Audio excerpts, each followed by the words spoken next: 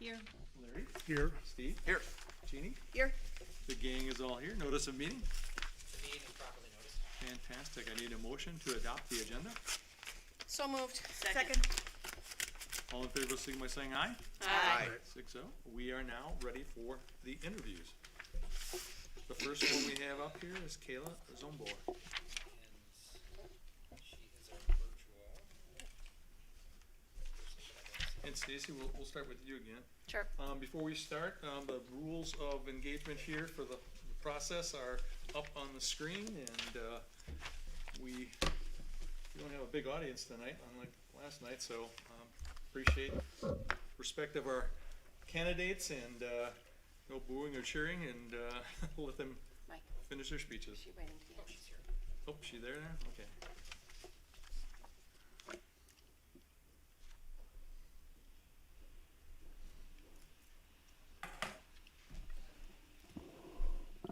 Hello, Kayla, can you hear us? I can. How are you? Good, yourself? Oh, good. Good, would you mind Let's turning see your, if I can. would you mind turning your camera on? Yeah, there we. Oh, there it worked. There you Yay. We've got you, so, we just called the meeting to order, so we're gonna jump right in with your interview, okay? And before we start, just want All to, right. before we start, can you hear me, by the way? I can. Yeah. Okay. Before we start, I just want to make sure that we thank you for putting yourself forward. We understand, it can be stressful, particularly now that we're streaming things, so, and to make that kind of commitment for this school district and this board. So before we even start out, thank you for putting yourself forward like this. Well, Of and course. Kayla, Yeah. I was very excited to hear that there was an opening. So I quickly jumped on it. I'm actually currently in Mexico. So hello from Mexico. All right. Not anything to do with statute of limitations or anything like that, is it? No. Okay. No. You did receive the questions, right? I did. Yes. Okay. What we're gonna do is kind of round robin. We're gonna go through and ask the different questions. You have 30 minutes, so kind of be cognizant of that.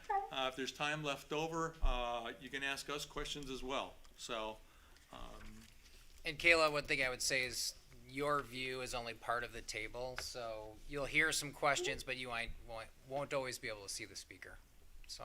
Okay, that's totally fine. all right. Any questions? Not currently, no. Okay. I'll start with Stacy. All right. Hi, Kayla. My first question is, why do you wish to serve on the Pewaukee Public Schools Board of Education? So I guess my big mantra is always to, put yourself out there and give back to your community that you live in. I currently have a daughter in Asa Clark Middle School. We recently transferred to Asa Clark, even though my husband and I have been living in Pewaukee for the last few years. My husband went to Pewaukee School District, and we came from a district where my daughter was super horribly bullied, for being overweight, for us not being the richest of the rich, and it was constant from every direction. And I, at the time, was reaching out to the school, reaching out, with very little response from them. Then I reached out to the school board, very little response. They just kind of kept sweeping it under the rug. And I know bullying is a huge issue amongst, just kids in general, but they didn't do anything. And I don't, and I know how, great Pewaukee School District is, how much they, care about their children. And that's what I want. I want to show all of the students that each one of them matters, that their voices can be heard. My daughter is very vocal about her needs and wants, and with school, with her, just her education, what she wants out of school. And I want kids to be heard, but their voices, transferred to the adults who do make the decisions for them and who can help them out. Whether they're struggling with bullying, struggling with mental illness, which my daughter does struggle with, to receive help so everyone can, thrive in an education system. I always teach my daughter education and giving back to your community are the most important things you can do. And I try to teach her that by leading her and showing her that we can make this difference, and by always being kind to others, giving back, always doing your best to be the best citizen you can be. Thank you. Of course. Hi, Kayla. Please highlight for the board your background and experiences that you believe will contribute to your effectiveness as a Pewaukee Public Schools board member. All right. So my professional, my professional career is I'm a lab manager for a pharmaceutical company. And I work with people from a variety of different backgrounds, different education levels, even from different countries. I am on weekly calls with people whose English is not, amazing. It's not their first language. And, so being able to adapt to even just cultural differences and, trying to work with them so everyone can come to an agreement on a decision and how we're going to, use that path to move forward with. I do believe it gives me a lot of experience in how to work with others, collaboratively for the betterment of everyone. I do have a pretty significant education background myself. I have a master's in pharmaceutical chemistry, 2 bachelor's degrees, one in chemistry and one in biology. I love school. And so, I do think that does give me a pretty decent background, to lead and to, work with others in the decision making for the district. Thank you. Mm-hmm. What do you perceive to be the role of the Board of Education? So my perception of the role for the board is to work together to, work on budgets for the district, to work on new programs, to promote the school, to, work on, different curriculums for, certain subjects within the different grades and districts and such, and just to honestly keep improving. Staying stagnant for any program is never, great. So always trying to find that new thing that really promotes better educating our children. That, to me, ultimately, that is the role of any sort of board of education, is working together, to make it all better. Always take steps forward. Thank you. Thank you. My question for you is, how would you present your ideas and views to the board members and administration to solicit their support? So I have to do this daily. And as a scientist of any branch, I go through facts, statistics, and research to present any idea. And then I openly listen to other people's thoughts or even interjections or any sort of disagreement. And then I actually try to understand where they're coming from, to see their sides of things, and then work with them instead of against them on how, we can work and pull all of our ideas together to make something real come out of our discussions and our presentations. But a lot of facts, a lot of research, and then a lot of collaborative thinking and creative, problem solving. Thank you. Mm-hmm. Hi, Kayla, this is Steve. With a 7-member board, there are often times when board action is not unanimous on a certain vote. There could be times when your position would be a minority position, which did not prevail. Given such circumstances, describe how you would, 1, interact with other board members after the vote, 2, respond to news media questions about the vote, and 3, work with administration after the vote. So we live in kind of a turbulent world currently, with a variety of different thoughts and ideas on how, we should be living our lives. And being a scientist and understanding certain things, I do have my certain opinions. However, I never look at other people personally. We all have different backgrounds, different ideas on what is best for us, what's best for, the entire group. When it comes to disagreements within teams, again, I like to openly listen to where someone is coming from. I never raise my voice to be heard over somebody else, because honestly, that's not a discussion. That's just everyone screaming at each other. That's not how I approach anything. I always like to, listen, understand, respond respectively. I do feel in today's society, we don't respect one another and other people's thoughts. And I do feel, like we should be more open with everyone's opinions. And so I take that, again, kind of with my, giving everyone kindness. You never hold a grudge for a different opinion than yours. You accept it, you understand it, and, you can discuss it. But if it is a deadlock, end result, I can't make you see where I come from. And so I won't, push it too hard to the point where, like there's hurt feelings. Like there should never be anything like that. Should always be a respectful conversation. And, we can just move forward after the conversation per usual. When it comes to news media and things like that, I only ever present facts, never emotions, because no one cares about my emotions. When it comes to, talking to the media, talking to any sort of, public eye, it's all fact-based. It's never an emotional response. It is just, this is how it is, and this is how we decided. I hope I answered all the parts to that. I think you did. Thank you. What do you perceive to be critical issues facing the Pewaukee Public Schools in the next 3 to 5 years, which you believe the Board of Education must address? 3 to 5 years.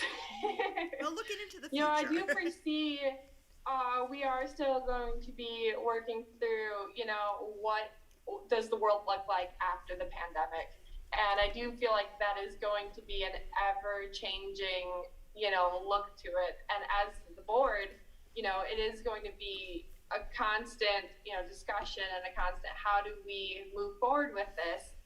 And on top of, outside of the pandemic, we always have changing technologies, new ways of doing things, just constantly addressing that, really working through what is worth investing and what is not worth investing in, what is, going to truly benefit the children in the future. The world is a constantly changing place, and really just adapting to that and continuing to try to make the best decisions for the kids that we can is, what's really going to be the continuous issues. Thank you. 3 to 5 years and beyond. As a member of the Board of Education, it is possible that you would receive a complaint from a parent regarding the discipline of their child or an interaction that occurred with a school employee. Describe how you would respond to a complaint directed to your attention by a parent. So generally, when it comes to complaints, there's always two sides to a story, and understanding where the parent is coming from, understanding what occurred, either through the teacher or any other staff member, and getting both sides of the story, and then kind of explaining that to a parent, saying, this is what was seen. However, this is how the school responded, and I am very sorry that these are the feelings that you have. And I do understand where you're coming from as a parent, because I don't like getting phone calls about my daughter. But then understanding and accepting the parent's emotions, and then de-escalating the situation rather than, fueling them up and, just giving them the appearance that we don't care, because as board members, we do care about all of the kids. So really just de-escalating the situation, having them understand where we come from, and really accepting where they come from.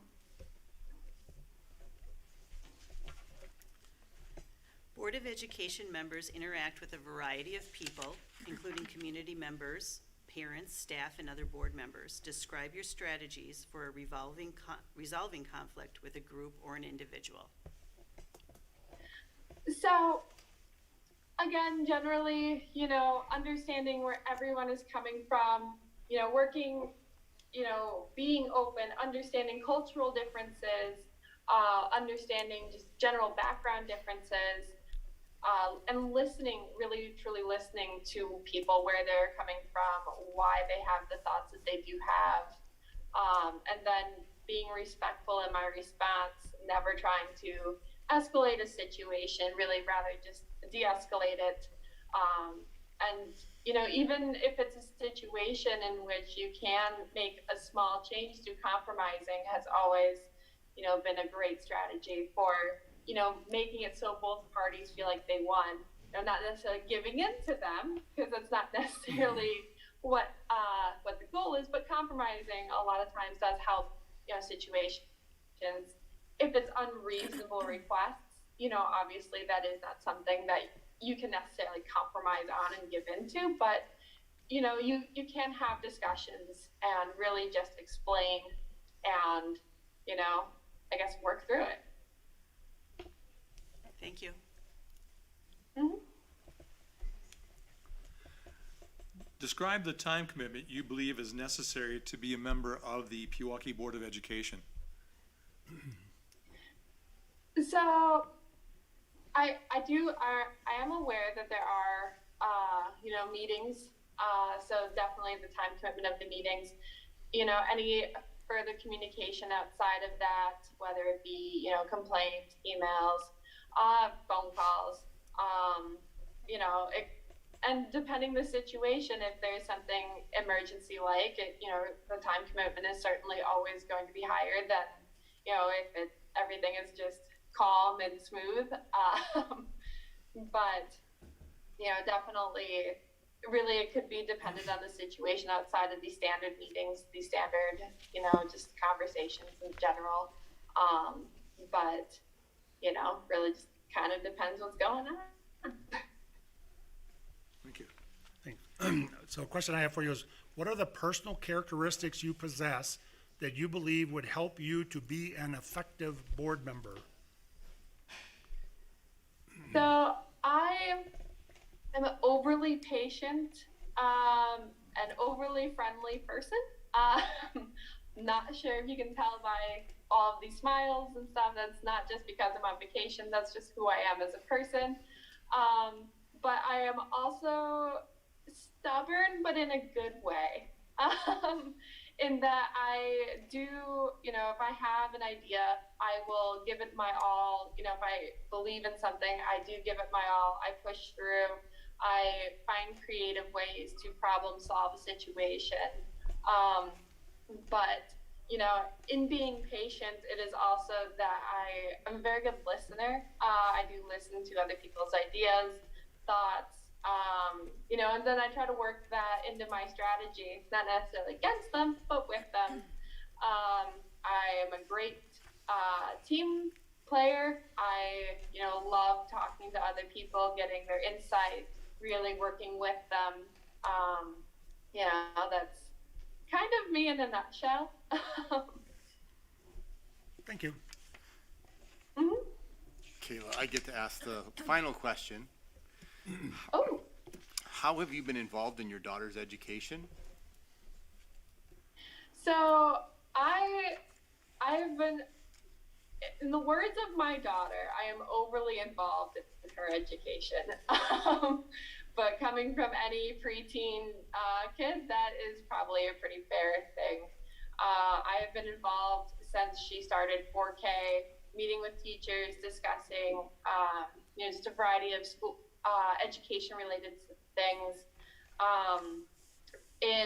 When the pandemic hit, I ended up starting to work from home, and I completely flip-flopped my entire life, where I taught her the rest of 4th grade and half of 5th grade at her old school. I spent the entire day teaching her, so that way she can be like at the level where she needed to be. And then I would actually work at night while she slept. And I did that to get her all the way through until they were back in school. But I've always chaperoned on all of her field trips, helped out with that. I've helped out with at her old school with several fundraisers to assist in, different programs, different scholarships. Currently, she is on the cheerleading team for Asa Clark, and so I assist. I do a lot of the volunteer work. I work concession stands. I help out the coaches, trying to move the kids around. Right now, she is actually we're working on a 504 evaluation. So I've been in almost daily contact with the school, just really making sure they have all the paperwork, getting her, in the right steps that she needs to be. I tutor her at home too. Math is not her favorite subject, but it happens to be mine. And so I help her with all of her homework, make sure she does all of her reading, and I sit down and do the reading with her. Her and I just have different books, and because I can't read Diary of a Wimpy Kid, it's just not my style. But yes, in the words of my daughter, I'm overly active in her education. Thank you. Like I said, I love school. So. Thank you for that. Yeah. Do you have any questions for the board? Gosh. Not necessarily that I can think of off the top of my head. I lied. I do. What is your favorite thing or favorite aspect of being a board member? Who wants to start? I can start. This year especially, I think with the increased involvement of parents with the Board of Education's activities, it has been the interaction that I've had with parents, getting their feedback and opinions and just being able to advocate for them then at this level.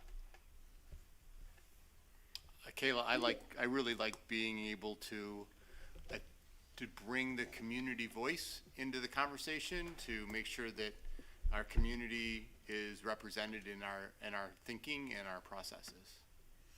Kayla, I'm a former elementary school teacher, so my favorite part is interacting with the students yet.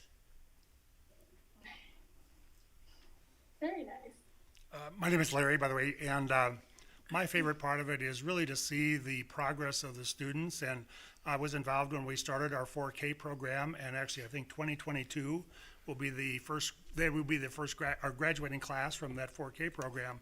But it's really the work and the accomplishments that our teachers do with the students themselves and how hard they work with the students. And then at the end, when we actually bring in like the salutatorian and valedictorians, and when they go through the graduation, or we have like a awards banquet night where they kind of profile their accomplishments while they were a student at Pewaukee, and it's absolutely amazing. And I know Brian and a couple of us are engineering type people, where these students have completed like the 3 semesters of calculus. They've taken courses beyond that.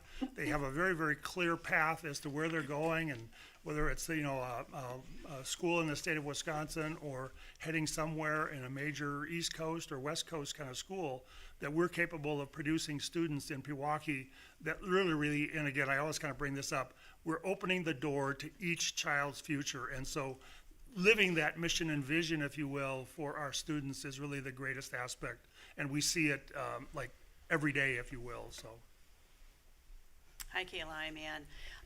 At our meetings, we do what's called Spotlight on Learning, and the schools take a turn showing us what they're doing, and that's really my favorite part, to see how everything is evolving throughout the years. Oh, awesome. I'm having difficulty figuring out which I like best.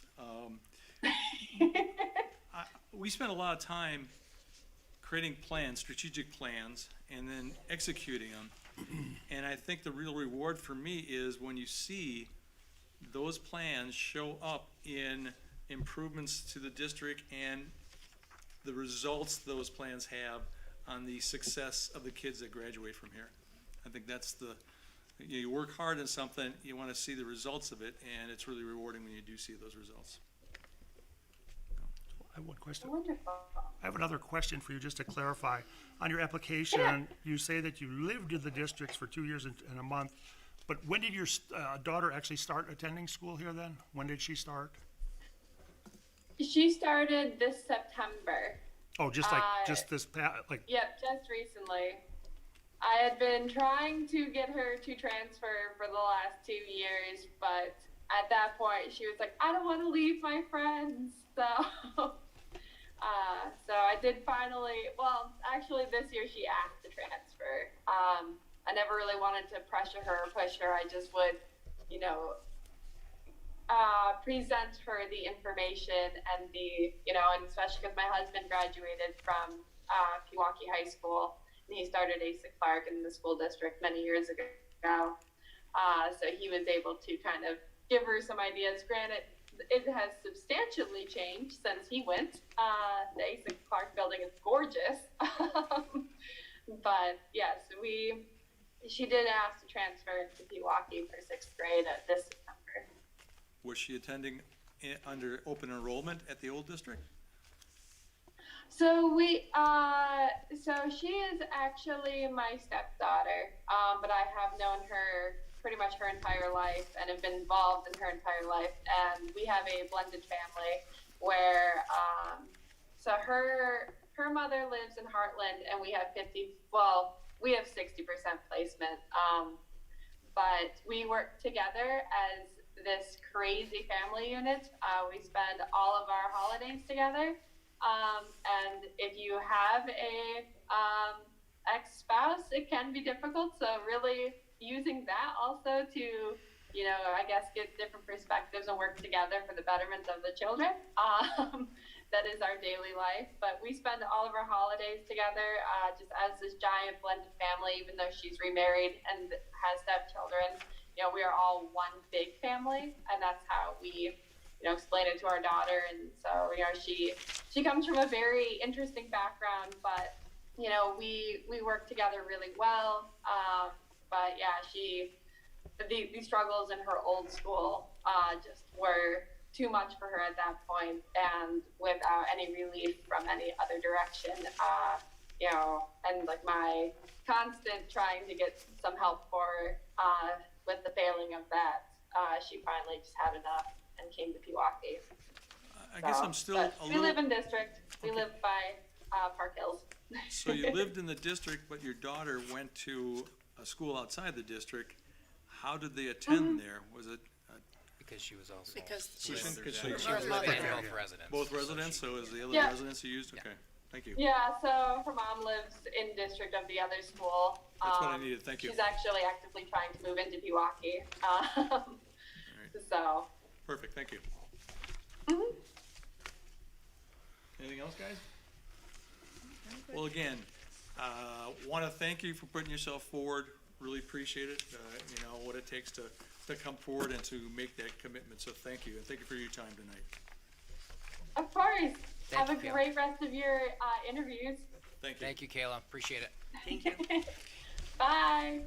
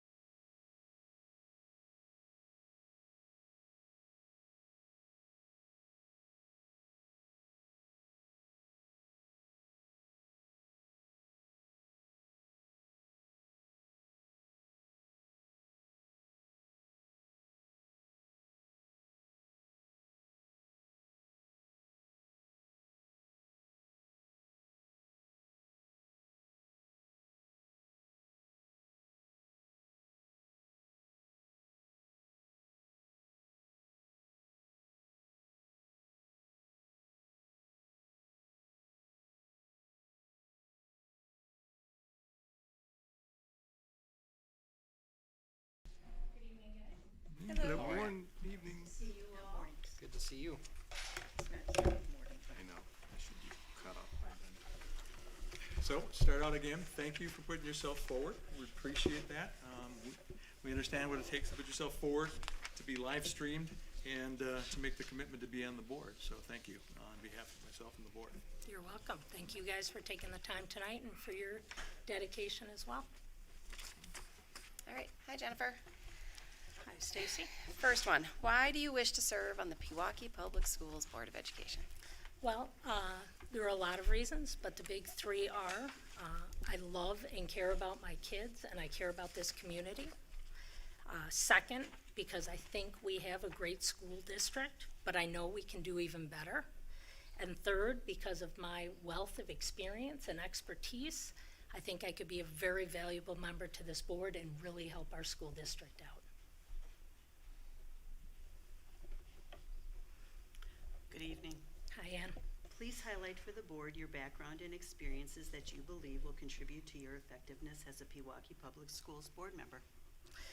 Well, as I put in my application, I have over 25 years of legal experience. I have specialized in areas that I think are directly relevant to the issues that come before the Board of Education: risk management, ethics, governance, contracts, policies, laws.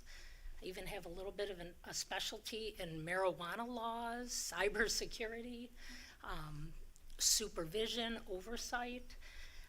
So I have a great deal of experience that I think is directly attributable and focused on the issues that come before this board routinely.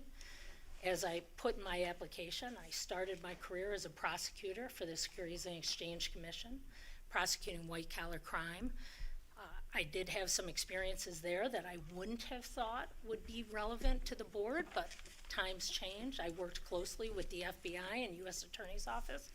Kind of shocking now that that's relevant experience to the Board of Education, but I then litigated for a law firm for several years doing securities defense. Also, I think great experience here as we see neighboring school districts like Waukesha being sued. Now, I wouldn't be able to provide legal advice to the board because I wouldn't be our lawyer, obviously, but it all informs my knowledge, my experience, and helps me add more value.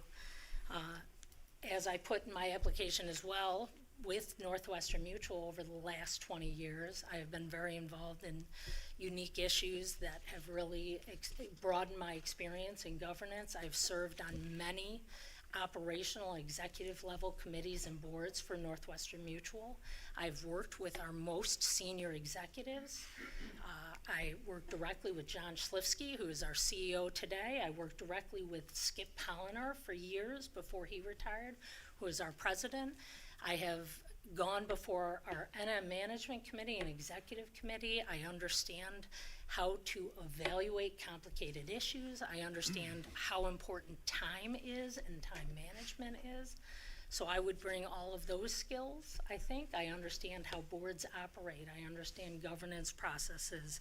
I understand how to build consensus and have priorities and follow through on those priorities. So I think I have a great deal of experience and knowledge that could really help this board out. Thank you.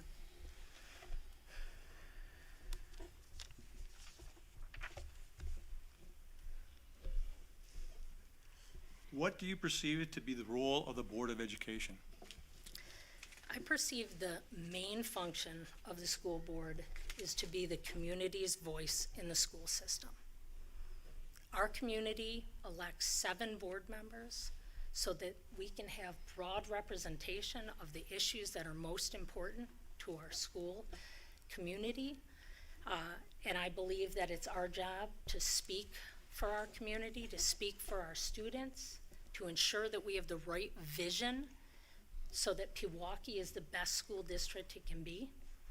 I think over this past year, we have seen kind of a change in how the community views its board, not just here, but across the nation. People have gotten a lot more involved. You had 11 people put in for this position. I bet that's unusual. I heard Steve's stories about when he was first appointed and he was the only one that came to the board meetings. that day has sailed. I think people now are paying more attention. The eyes of the community are on the boards, and they want to see that we are using our collective brain power, our time, our energies to oversee our school district and help our school district be as effective as it can be, so that our kids have an amazing education and are prepared for the next phase of their life. We're going to set the curriculum that they learn that will be the foundation of their learning, that will hopefully prepare them for college or what lies ahead. You know, the board has a very important role in how successful our school is.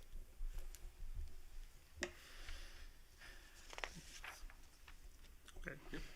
So the question I have is, how would you present your ideas and views to board members and administration to solicit their support? Well, I don't think this will be a surprise to any of you, the way I've done it since April. I've come before you on many issues.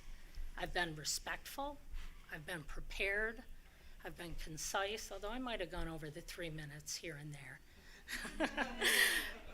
I will explain my thoughts clearly. I will listen to opposing points of view. I will seek to build consensus. I will share data and information and prepare to have detailed discussions if needed. But I would behave on the board like I have when I've come before you all over the last 7 months or so.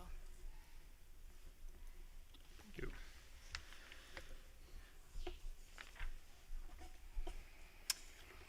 With a 7-member board, there are often times when board action is not unanimous on a certain vote.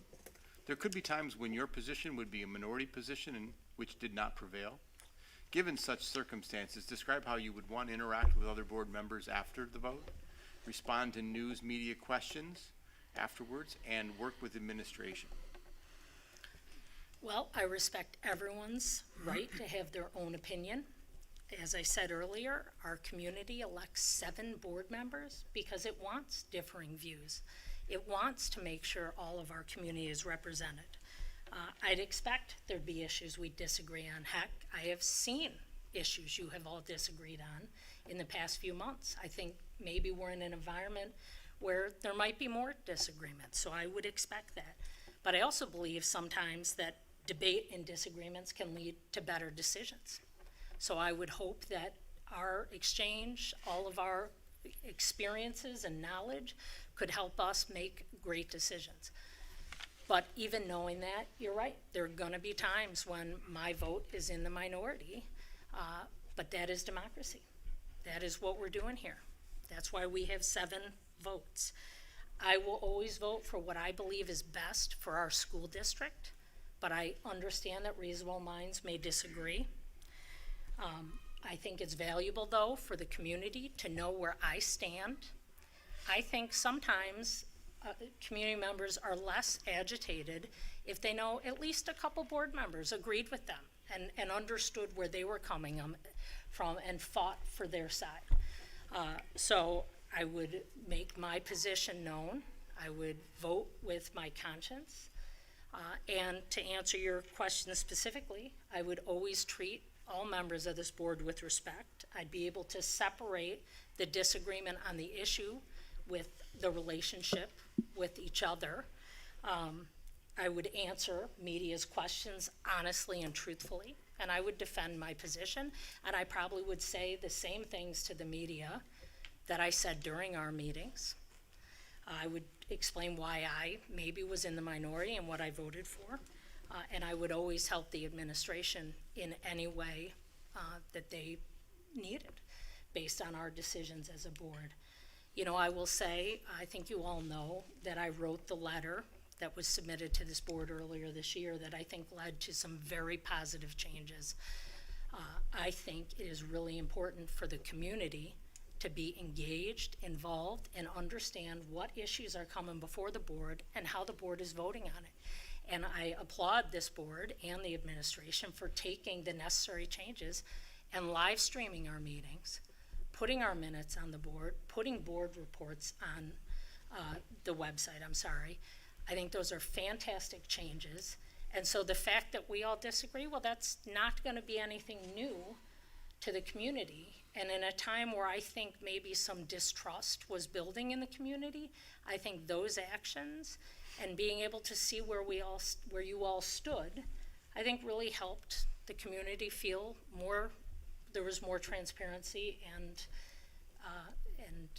an effort to at least be open and honest. Okay, Jennifer, I'm going to ask you to look to the future. What do you perceive to be critical issues facing the Pewaukee schools in the next 3 to 5 years, which you feel that we as a board will need to address? Great, thank you. I'm sure there's gonna be many important issues. Times are changing very quickly, issues are bubbling up quickly. But I have 3 in particular that are on my mind. First, the quality and effectiveness of our educational platform and curriculum, which will always be my #1 issue. But the nuance here is I am concerned about how COVID has affected our students, mostly our younger students.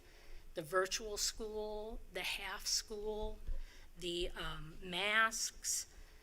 I do worry that those different learning models impacted our younger students' ability to learn to read and write and be in school, and emotional intelligence, because that's one thing that I've learned in my years in a big corporation, how critical emotional intelligence is.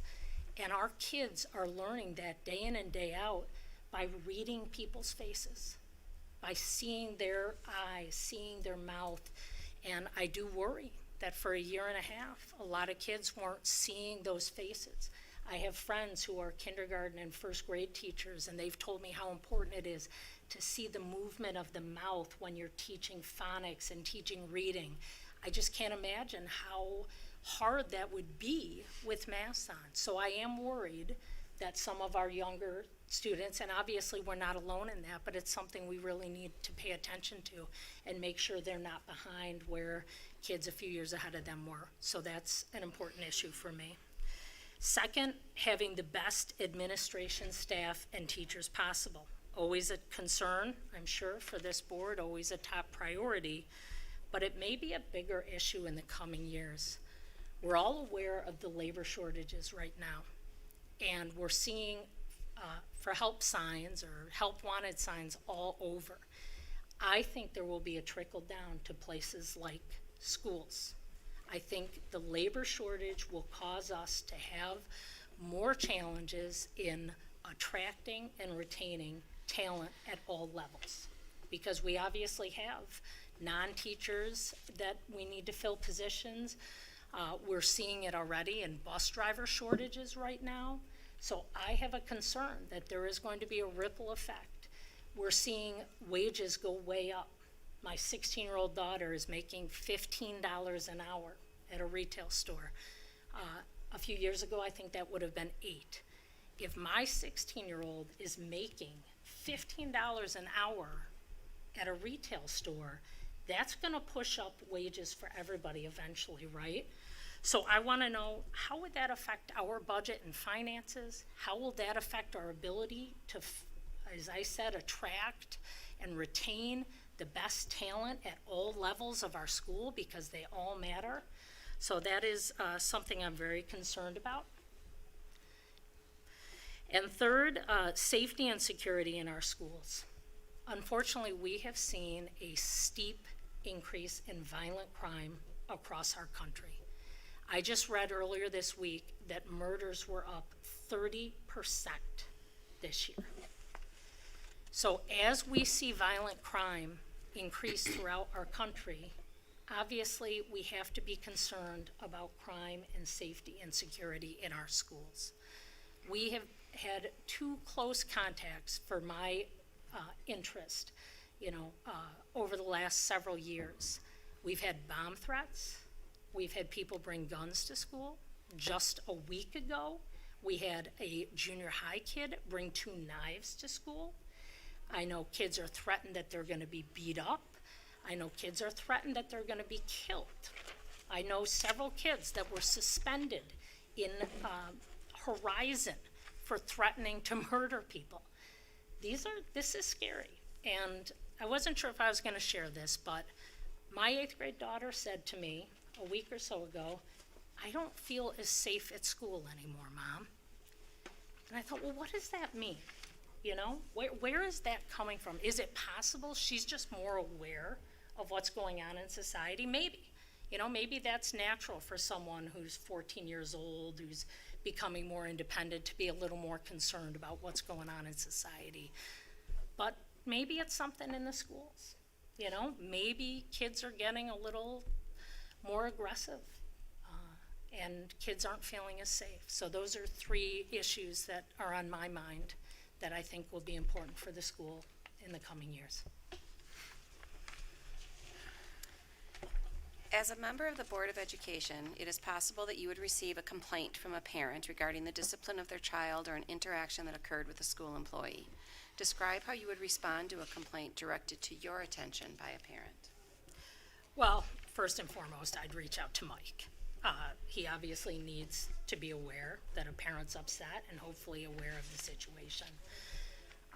Beyond that, I really don't think it's the role of a board member to get in the middle of disciplinary actions with students. I, of course, would respond to the parent. I would be empathetic to the parent, but I would probably try to direct the parent to Mike or to whoever Mike thinks that person should go to. I just don't think that's the role of board members. I think that's what we have our administrators for. But with that being said, I'm not at all suggesting that I wouldn't want to hear from the parent, because I would. Because discipline is one thing, but I have heard things from parents that are worked up and concerned that maybe if we received that same kind of complaint from 10 different people, you know, maybe that would start to rise to a level where we needed to have a dialogue with Mike about the issue. Maybe it's something we need to take action on in the future. I also think, you know, we all have different vantage points about our school. Board members, administration, faculty, kids, parents. We all see things from a different way and might have valuable insights. And I want to hear from people. I want to know what's bothering them, what's interesting them, what's going well, because I think that would make me a better board member. But I also think one of the things I've learned this year through my actions with the board and with Mike is that the administration's pretty willing to talk to people. And I didn't know that before this year. I really didn't. And I would have been hesitant, and I have been hesitant when there've been small issues with my kids in the school to reach out. Just, I don't like to cause a fuss. I don't want to make a big deal. I don't want there to be any repercussions to my child.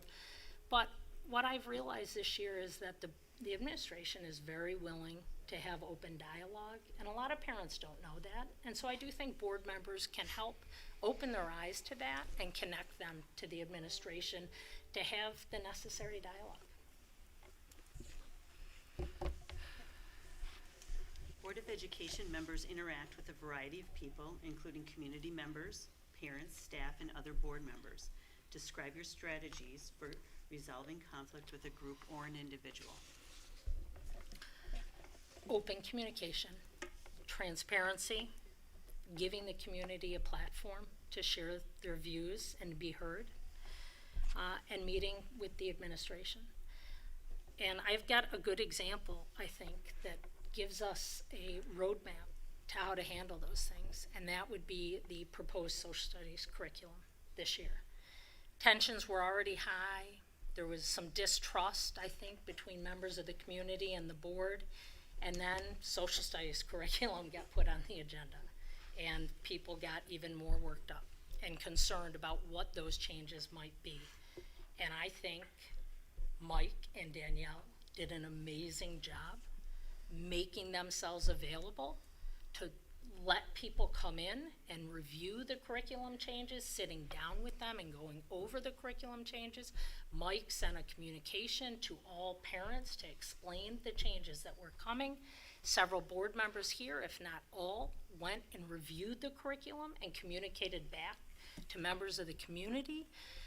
I think what was heading towards a very contentious and negative interaction between the community and this board was headed off by transparency and dialogue.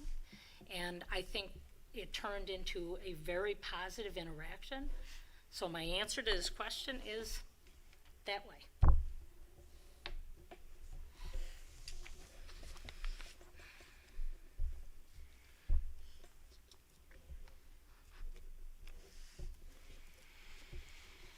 Describe the time commitment you believe is necessary to be a member of the Board of Education. Where did that question go? Well, there it is, okay. I think I have a very good understanding today of the time commitment it takes, because I have come to nearly all of your meetings for 7 months. I have read all of your board packets, all of Mike's communications, the COVID plans, the budget. I have met with members of the community time and time again to talk about issues that are important to us. I drafted that letter I mentioned. I solicited community input to support that letter. I helped with the petition that was put forth. I have researched the issues. I've prepared written comments that I've delivered here. I've attended the meetings. I've read the minutes. I think I have a pretty good understanding, and not all. I'm sure there are things you guys did, but there were things I did that you weren't involved in to prepare for and meet with the community. So I think I have a pretty darn good understanding of the commitment, and I'm willing to make it. So the question I have is, what are the personal characteristics you possess that you believe would help you to be an effective board member? I think I have high integrity. I think I have, I'm honest, I'm respectful, I'm hardworking. I think I'm well-spoken. I think I'm quick to learn. I'm an avid reader. I think I ask pointed and direct questions. I think I see challenges and problems and try and find solutions. And I think those are values that help me be successful in my career, and I think they would help me be successful on this board. Thank you. Last question from us, maybe. How have you been involved in your children's education? Well, this is the question I was most looking forward to. I'm very proud of the role I've played in my kids' education. I have 3 kids, a junior and 2 8th graders, and in my biased opinion, they are great kids. They are great students. They are leaders and role models, and I've been told that by their teachers for years. So I'm very proud of the kids I raised. And I know that when parents are involved in their children's education, we see greater success. So I have always been very involved in their education. My kids are very independent today. I don't have to ask them, what do you have due? You know, what are you gonna study for that test? I never have to do that because all 3 of them own their education. And it's because from an early age, we really encouraged them to put education first, to understand how important it is. And we get very excited when it's report card time, when tests come back. I also am an avid reader, and I love history and politics and current events and travel, and I have tried to inspire all of those interests in my kids, which I think also help them be strong students. They are organized, they have great time management skills. Like I said, they care about their grades and take ownership in their education. Whenever needed, my husband and I do help with some homework, although thankfully it's becoming a little fewer and far between because I don't remember trig or physics. I still got a lot on history and writing, but their stuff is getting hard. They do hard stuff. I've always volunteered in the schools. I've gone on field trips. I've helped with parties. I've done other kind of volunteer work with the school. I've also coached for 15 years. Tomorrow, I'm participating in Career Day, where I hopefully will inspire future lawyers from Pewaukee High School. Not as prepared for that, because I was preparing for this, but I'll get it done. But, you know, we talk to our kids daily. I ask them how school went, what was good, what was bad. They tell me about their teachers, what they like, what they don't. They tell me about their tests. They tell me about troublemakers in their class. You know, we have a very open and great line of communication with our kids, and I think that's fantastic, and I think that really informs me as a parent and would help me as a board member. Some of my friends are shocked at the things my kids tell me, but we just have a very open dialogue, and I think it's fantastic. But another way I clearly have gotten involved in my kids' education is by being right here. By putting my name in the ring to be on the Board of Education, which I did a year and a half ago when Stacy was selected, by coming to the board meetings, by reviewing the curriculum, by getting engaged. I am very involved in my kids' education. I enjoy it. I think it is a critical role in my life right now, and I just want to try and help our school district even more. All right, thank you. What do we got, 2 minutes left or 3 minutes left? Now we got a little more Thought I of was that. being Okay. brief. Do you have any questions for us? Well, I would ask, and maybe you don't all have time, but what do you guys see as some of the most critical issues in the next 3 to 5 years? What is concerning you all? I'll take it. Okay. I think it's been an issue well before COVID hit, and that was making sure that we have good quality teachers and the availability and retaining those teachers. And I think that goes back well before COVID hit, you know, and it probably will be more pressing now, and it will probably be at all levels. I agree. I jump in there too. I mean, funding of the schools, sustainability has always been an issue, you know, and I don't see that changing, but we've taken a lot of steps lately to adjust the mental health needs that we have, and we see that being a growing issue among the students. So keep investing in that part of our organization. And COVID didn't help with the mental health issues, but thank goodness we had something in place before that, but it's going to continue to be an issue, along with the shortage of teachers that Ann talked about was another thing. If I could just piggyback on that, it's very similar. One of the things that I've learned a lot about in this last year is our Tony's department, like our special ed and the needs there, and it is just growing.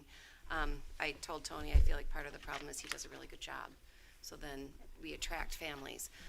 But I just see that being a population that's going to continue to grow, and it's expensive, like Brian was saying. So I see that being an issue that we need to address. One of my concerns for the last few years has been the ability for us to survive our mission or provide for our mission of raising positively contributing members of our community, and the effects of social media on young people and the challenges that creates because of the incentives built into our social media platforms for kids to behave in ways that are not positive contributors to our society. There's lots of incentive there to cause conflict for the sake of attention that provides for them. And so I'm really concerned about the social media influence on especially, you know, that age group of 12 to 16 kids who are really trying to find themselves and fall easily into traps that are wide open when we have devices in our hands where we can do so much damage so fast to each other. I think I would piggyback on what Steve just said too. I think the social media is also what's leading into a lot of our violence in the entire world, let alone Right. schools, which leads to the lack of safety. Yeah, you're right. So my response to it is, and I don't know if you were at the meeting when we talked about our board goals and superintendent goals, and I've kind of been leading the committee that goes through and reviews those, because I think one of the things, obviously, the challenges that we face, but that's why we go through a very, very strategic mission or strategic planning kind of sessions, where we try to stay focused in terms of what we want to do, because it's easy to get sidetracked in terms of what's out there. And I always joke with Mike in the sense, I mean, that 14 years that the kids are going to spend with us, because when they start in the 4K program, how do we know what they're going to need in terms of their job skills and what they want to do in opening their door to their future? So we have to open it sometimes incrementally, but in other cases, we have to do it in innovation kind of things that are there. And you've seen a lot of stuff that we've done with the renovation of the schools and the opening of the different makers labs and the 4K program and different things like that. So the ability to be agile and be able to respond. Yes, even though it presented significant challenges for us in terms of when the closing of schools, March 13th, somewhere around there, when we shut the doors. Friday the I mean, 13th? that had never happened and we went virtual, but I mean, I think in all, yes, it was not necessarily the perfect world, but our teachers were dedicated and committed to making sure that they did everything they possibly could to help those kids make it through the end of the school year. Last year, when we started out, in terms of that, we had a plan. It was well put together in terms of the administration doing those things. So sometimes it's not necessarily what we respond to, but it's the leadership that we need to have in place. And I think that's one of the things, board leadership, administrative leadership on the part of the things that are there. And then I will absolutely positively echo what Ann has said. The quality of the teachers in the classroom make the difference. They're the ones that the students interact with day in and day out, making sure that they're following and adhering to all of the best practices. And also, one of the things that you figured out, we want them to be equipped to understand the mental health, behavioral health, the kinds of things that those kids are going through, because they get different messages from social media, they get different messages from parents, they get different messages from other organizational leaders and country leaders, things like that. It's like, where do they sort that all out? Well, sometimes they have to sort it out in the classroom or with their peers and friends, and we've got to make sure that the teachers are prepared to help them deal with those things. And I think we saw some examples of that with Kathy Walls and her group of students that she has in resource. Very open conversations, the relationships that are built there, and that they have somebody that they can turn to and address. So that's probably a little bit more than what you wanted to know, No, but that's it's something that we all think about really seriously, so. Yeah, very interesting answers. Thank you, guys. Thank you very much, Thank Jennifer. you very much. Again, Appreciate it. thank you for putting yourself out there and stepping up for this kind of position. You're welcome. I was excited to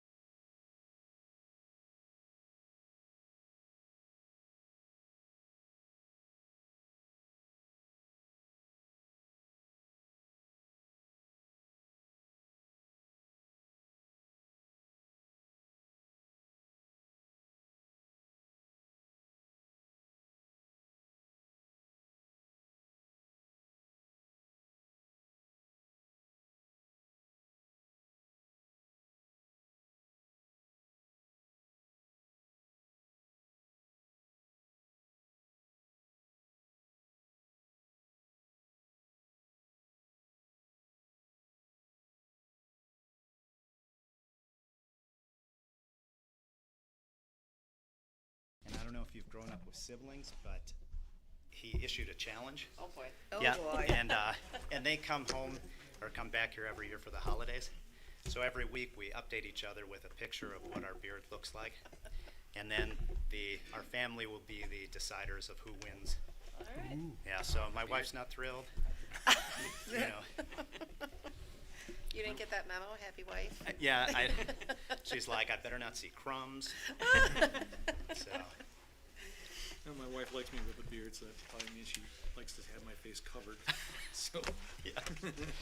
Maybe mine will after this too. I try not to dwell on that thought. So Eric, thank you for coming tonight. Thank you for putting yourself forward and putting yourself through this process. Now it's live streamed, and for making the commitment to, be on the Board of Education, because it is quite a commitment. So thank you for that. You're probably in the audience when we had the last round, so you see we ask the questions, and we usually start with Stacy. So you good to go?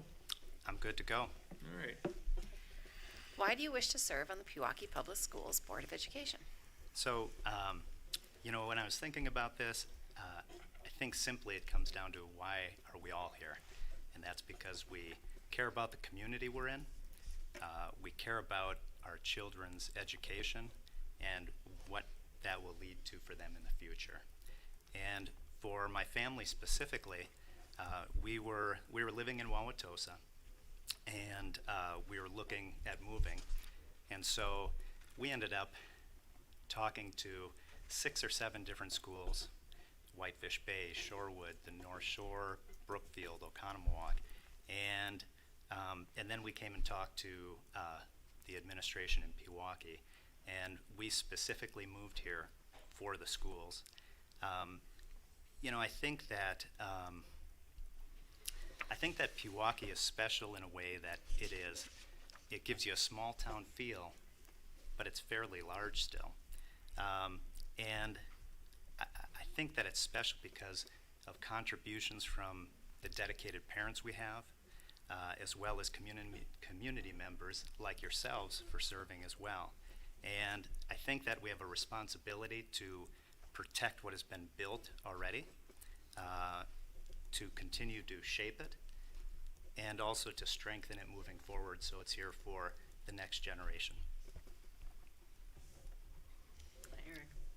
Please highlight for the board your background and experiences that you believe will contribute to your effectiveness as a Pewaukee Public Schools board member. In my day job, when I'm not growing a beard, I'm an airline pilot. And so in practical terms, what that means on a daily basis is I am the leader of a highly effective team. And, I don't know if people realize the amount of planning that goes into each flight. People get on an airplane, it gets them from point A to point B. But prior to that, I've been talking to maintenance, meteorology, flight planners, dispatchers, load agents, security if necessary. So I think that will serve well on the board. I was also elected and served on the Master Executive Council. And what that is that's essentially a governing board that represents pilots. And responsibilities I had when I was there is contract negotiations. I would handle disciplinary actions with pilots. I also hosted listening sessions, so I'd be down in our crew lounges and pilots could come up to me and discuss any issues they had or concerns that they had going forward. And then lastly, I'm a parent, and I have 2 children. Again, I told you we moved here specifically for the schools. One of my children has autism, and so I've been exposed to the IEP process, and I think that could be of some benefit as well. Thank you.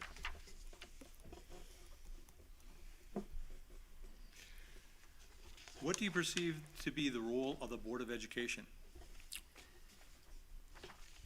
The role of the Board of Education, I believe, is first and foremost, to foster and promote a quality education for children.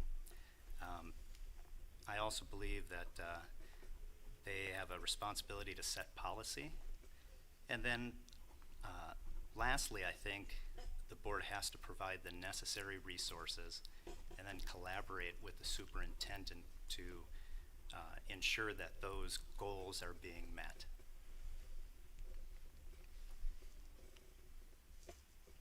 So the question I have for you then is, how would you present your ideas and views to board members and administration to solicit their support? You know, I think initially that a lot of times listening is as important as talking when it comes to fleshing out views and ideas. And I think I pride myself on researching and trying to understand issues. So, you know, any position I would have, I would like to think would be well thought out and well researched. And at the end of the day, I'm a collaborator. So, you know, I think I have good ideas, but I also know that other people have ideas that are just as good as mine are. So I think that it's important to understand that collaboration aspect of it as well. Thank you. Eric, with a 7-member board, there are often times when board action is not unanimous. There could be times when your position would be a minority position, which did not prevail in a given vote. Given such circumstances, describe how you would, 1, interact with other board members afterwards, 2, respond to news media questions about the vote, and 3, work with administration after the vote. So when I served on the Master Executive Council for the union, we had, you know, there was 14 of us, and so there were many times where I was not on the side that prevailed. You know, I think the important thing is to realize mutual respect goes a long way. It's also important to keep egos in check. And lastly, I'd say that it's important to remember that we're all on the same team at the end of the day. So everybody wants great education, and that's important to remember as well. As far as responding to news media questions about a vote, again, as part of the mutual respect, I think it's important to respect the decision that the board comes to. It's important to speak as a unified voice, and that's if I speak at all. Sometimes less is more. It could be as simple as no comment. And then lastly, working with the administration after the vote, you know, I don't perceive that as changing at all, because at the end of the day, as I talked about, part of the role of the Board of Education is to provide the necessary resources and collaborate with the superintendent. So I think we have a great administration here. I have respect for them, so I don't think there'd be any difference in how I'd work with the administration before or after any vote. Eric, I'm going to ask you to look into the future. What do you perceive to be critical issues facing the Pewaukee schools in the next 3 to 5 years, which you believe the board must address? Yeah, so some of the things I've done, I've attended some of the strategic planning meetings, and you know, and so I think the 3 main areas, and I don't think they're necessarily exclusive to Pewaukee, but you have students, employees, and facilities. So with students, we are a high-achieving district, but there are students that fall through the cracks. So, you know, evaluating how can we reach those students. I noticed in the strategic planning, there was an emphasis on increasing technology in the classroom, which I think is important because obviously the world continues to become more technology-driven. And then 2 other things that were mentioned, and they are dear to me are mental health needs of students and personalized learning, especially with my son with autism. His mental health needs are different than a lot of other children, and technology is a big part of the way that he learns, and that personalized learning component is very important. And I think that's important to evaluate those if we're going to live up to our mission of opening the door to every children's future. From an employee standpoint, I don't think I'd get any argument that we have fantastic teachers in Pewaukee. And so,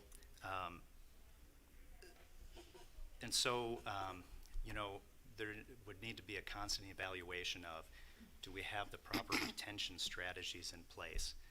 Because great teachers are highly coveted commodities. And then, do those retention strategies, are they effective? Are our teachers happy? Are they fulfilled in their work-life balance? Because we want to keep them in this district.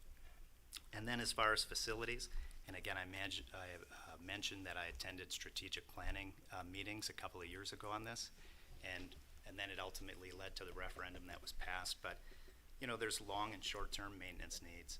There's always an evaluation of, are the facilities being used as efficient as they could be? Are there new ideas? And then, as you all see from driving around, I mean, the amount of homes being constructed is mind-boggling. And so the referendum was put in place to address that growth. And, again, just a reevaluation is, were the assumptions correct? And if they weren't correct, how do we pivot to best utilize the facilities? So I think those are, again, and I don't think they're necessarily unique to Pewaukee, but how we answer those questions and manage it, that will be unique to Pewaukee.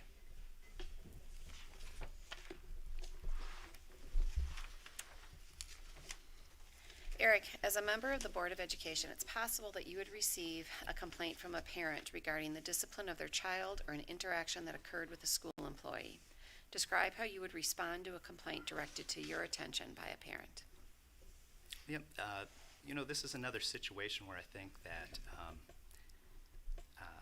listening is key. I've said it once or twice. You'll probably hear me say it again because, a lot of times you'll hear people say listening is key, but then what ends up happening is they're waiting for a break in the conversation so they can start talking again without truly listening. A lot of times people just want to be heard and acknowledged. So I think that's an important part of this as well. In a situation where a parent would bring a situation to me, I think it's important not to make any promises or give them specific action that would be taken, because I think the appropriate action would be to bring it back to the Board of Education and have a discussion, forward it to the superintendent if need be. And then lastly, I think following up with the individual, because you can listen to the individual and you can let them know that you understand their concerns, but then a lot of times, there will be no follow-up, and so then the person or parent wouldn't know if their concern had ever been addressed maybe. So I think follow-up is also an important part of that. Board of Education members interact with a variety of people, including community members, parents, staff, and other board members. Describe your strategies for resolving conflict with a group or an individual. Yeah, I think here, attitude's everything. You've probably run into people like that as well, where a positive attitude goes a long way. I think honest communication, diplomacy, again, mutual respect for others, make a huge difference when working through differences of opinions. I also think too that focusing on areas of common interest and what the ultimate goal is, and that is, you know, our kids, their education, and their future. Thank you.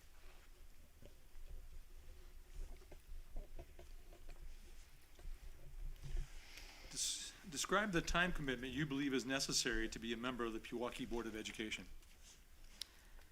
Yeah, so I'm imagining that it's kind of like with flying, where what we see on the surface is far from the amount of work that it takes to prepare to be on the board.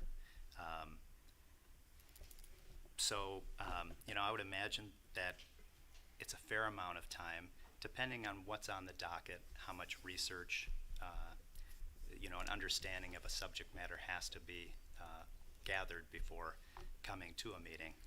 I think the great thing about my schedule being a pilot is I effectively make my schedule, so I have the flexibility and the time necessary to put in and serve on the board.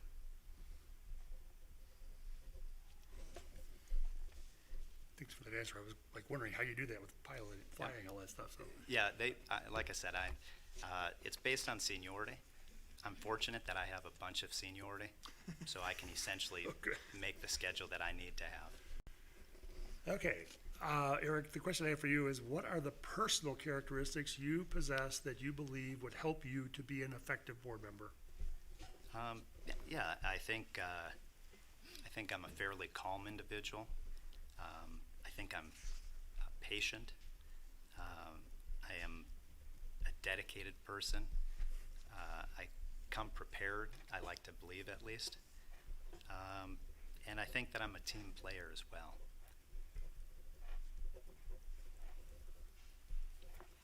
Thanks. Lastly, describe how you've been involved in your children's education. Sure. So, I think if you read a lot of studies that are out in the internet, you'll see that there is a correlation between parent involvement and children's outcomes in education. And so, from an early age, I was involved in my children's education. When they were in elementary school, I volunteered as a math mentor, and I did that not only in my child's classroom, but I did it in other classrooms as well. I also volunteered to be an expert listener. So remember, I told you listening's key, so I volunteered to be an expert listener. But so I did that as well. Other things I've done, volunteered to chaperone field trips, worked at book fairs, attended strategic planning meetings. You know, so, and that's on top of what probably every parent does, which is homework at night with my kids as well, so. Thank you. All right. Do you have any questions for us? You know, I do. So here's a question that I was curious about. Is there anything that you guys know now that you wish you had known prior to being on the board? Like, is there something you can sit back and say, wish I would have known that, or oh, that would have helped me prepare a little bit better? I remember wanting to be involved, and somebody said, "Oh, it's just a couple hours a week," you know, and they lied considerably. So when I got on the board, I was a bit shocked at the level of time commitment. But yeah, they significantly underestimated the time. Two meetings a month, no big deal. Yeah, it was a lot more than that. So I do remember that vividly. I would say, not that I wish I knew, but one of the things that I learned is it takes you a little time to find out how to best engage and make your presence felt. Like, I felt like the first year I was still just trying to swim every time I was doing one of these, and after the first year I felt much more comfortable becoming a more contributing member as opposed to just trying to follow.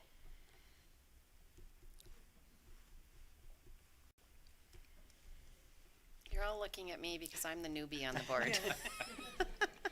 I don't know if I can answer it yet because I probably haven't figured that out. It's a lot. It's a lot, especially that first year, like Steve said. And maybe I'm going to be 2 years. I might say it's a lot the first 2 years because I'm still, although we've had some unprecedented things going on in this board. It's just the amount of information and skills you need. There's a huge learning curve. So. I think one of the inventions that came out, Larry and I probably started on the board way before this happened, but they put together this thing called the key work of school boards. And that would have been great to have on day one because it really puts the boundary on what things are really critical and important. Wouldn't you say, Larry? Yep. So I wish that would have been available back in the day, and now it's kind of how we live. So I guess one more thought that crept into my mind as You I bet. thought about this. I think during my first year, I probably didn't talk to the administrative staff often enough. I probably didn't have that dialogue, the one-on-one kind of conversation that I have more often now, and it's helping me have a better perspective about my ideas and how they would fit. So I'll just share that. I appreciate it. any other questions? Oh, sorry, Larry. One of the things I would add to it too, and it's one of the things that it really takes sometimes a long time to figure it all out. I mean, the state of Wisconsin has statutes and laws related to roles and functions of what a school board can and cannot do and the expectations for that. And also the whole funding formula for education in the state of Wisconsin is a little bit challenging in terms of how we get funded in terms of our students, in terms of what's there. So there's, you know, all of the terms that was what they're level 1 or tier 2, tier 1, tier 2, and tier 4 doesn't exist kind of thing, but I always joke with people about that. It's just really to understand that sometimes a lot of the things that we are faced with are basically built in terms of state statutes that are out there. And I wish there would be a nice, concise way to kind of bring and boil that down, or a one-page summary that says, hey, here's the stuff, guys, that you really need to focus in on. And that was not really available in terms of that. We have board policies and things, but how do you deal with that? And how do you understand all of the complexities of the school funding and financing formulas that are out there? So. Other questions you have for us? Nothing else, just in closing, you know, I think I have a skill set that could lend itself to be a positive as far as working within the Board of Education. You know, I'm thankful for the opportunity that you guys have given me to come here and answer your questions. You know, the school district has given my children so much. I'm more than happy to give back in this capacity as well. And if I am chosen, you know, if I am selected, I'm excited to get to work. And that's all I have. Thank you, Eric. Thank you, Eric. Do we have time for one question for me? Yeah, Oh, there's sorry. still time. If it isn't too negative, why did you leave Tosa? Brian lived in Tosa. Oh, did? Yeah. Go Raiders. Well, I mean, so when my son was diagnosed initially, Wauwatosa was fantastic. But we were living essentially across the street from like Wauwatosa West in that area. Okay. And they sent us to a school that was over by Timmerman Field. Oh. So, and that was okay initially. But then one day I went to pick up my son, and I was there early, so I parked across the street. And the last thing they would do, and this was when he was 4K, I think, and the last thing they would do, they'd be on the playground, they'd blow a whistle, they'd line up and dismiss the kids. So I'm sitting across the street, the whistle blows, kids line up, don't see my son. You know, they start dismissing the children, don't see my son. So I get out of my car and I start walking, you know, directly toward the teacher. And they saw me, and again, I don't know, but they turned around, they found my son underneath one of the structures on the playground. But, you know, it just, and then when we tried to address that, we were met with a lot of resistance.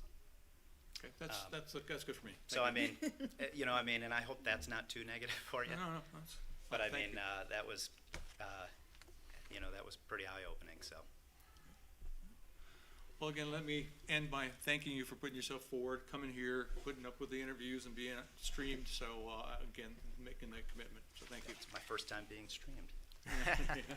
Thank you, Eric, very Thank much. you very much. Appreciate Have a you. great night. Thank you. it. Yeah, thank you.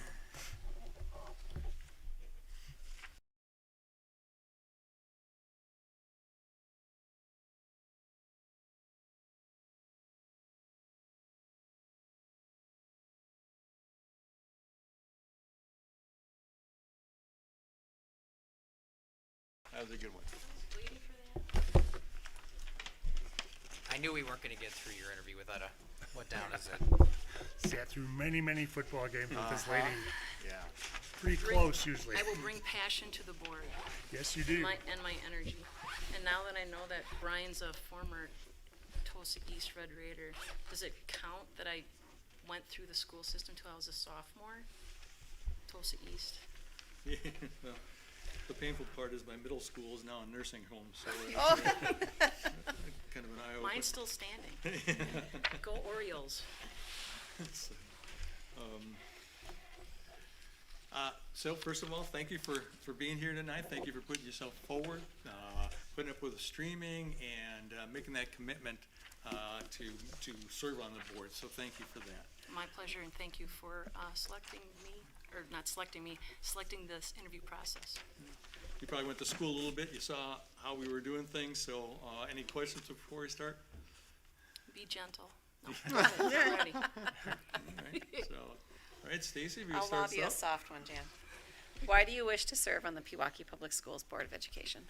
My husband and I moved in that area 22 years ago, so both my sons have gone through PLE all the way through Pewaukee High School. So my we are now empty nesters. My youngest graduated in 2019. That first year was great. It's like, wow, now what do we do? COVID hit, I was working from home, and I'm like, I'm missing something. You know, and I read something somewhere that, you know, go back to school, see how you can serve, and I'm like, how can I serve Pewaukee School District by not being a team mom or serve on the booster club? So when this opportunity came up, I was late to the game to apply, was it this last election? So I'm like, oh, well, I'll just keep my ears and eyes open, and when this opportunity came about, I'm like, all right, I'm gonna throw my first talking with my husband, and I'm eager to for this opportunity. And so I want to give back, I guess is what I'm getting at. Did some soul searching, and be quite honest, I kind of miss this place. Please highlight for the board your background and experiences that you believe will contribute to your effectiveness as a Pewaukee Public Schools board member. Well, my first official board designation would be for the staff parish committee at my church. Serving on a staff parish committee at Gethsemane United Methodist Church. It's a board of about 6 or 8 people. We have like a one-on-one mentorship with the paid staff. I was in Pastor Pete's mentor, and then we've got the organist and any other paid staff, right? My responsibility was to attend our executive board meetings. So that's my official title. As far as the fun stuff I got to do, I've been involved with Pewaukee youth football. My husband coached. I got involved, they knew I was in IT.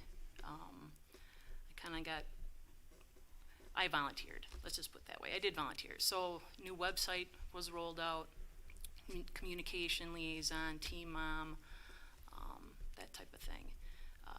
Then my youngest came home with a wrestling flyer. And my husband and I are like, for $45 we could take them twice a week in a padded room, and they can go at it and not destroy any furniture or dishes in the house. and wrestling is a very good sport, but that's not for tonight. But, after getting involved with that, Chris Owens sought me out, and she said, hey, we've got some openings on the Booster Club. We think you'd be really good. So I'm like, sure, why not? I guess I want to get at is that when you volunteer in this kind of arena, I have met more people to network as far as professionally, what other people do as a business, because if you're that side conversation, you're having a cup of coffee with somebody and they say, hey, do you know electrician? I'm like, yeah, I know like 3 of them, and I met them all through Pewaukee school system. It's that type of thing. I think I'm pretty good at networking, and I kind of thrive on that. Everybody has talents. Everybody, has their niche. And I think, I don't know if I shocked you at all, but on the application for fun, I was a referee for basketball for 5 years through Lakeland Officials Association. Before my youngest could walk, I needed a reason to get out of the house. So what better way to find to still belong to my passion of basketball was I became a referee. And what they taught you in refereeing, you're not gonna call every travel because the game would last forever, especially if you're refereeing little kids. But what I took away from that is that when you referee, you look at who's gaining an advantage and who's getting it disadvantaged. Advantage, disadvantage. And that was eye-opening. So, that's about it. Thank you. You're welcome.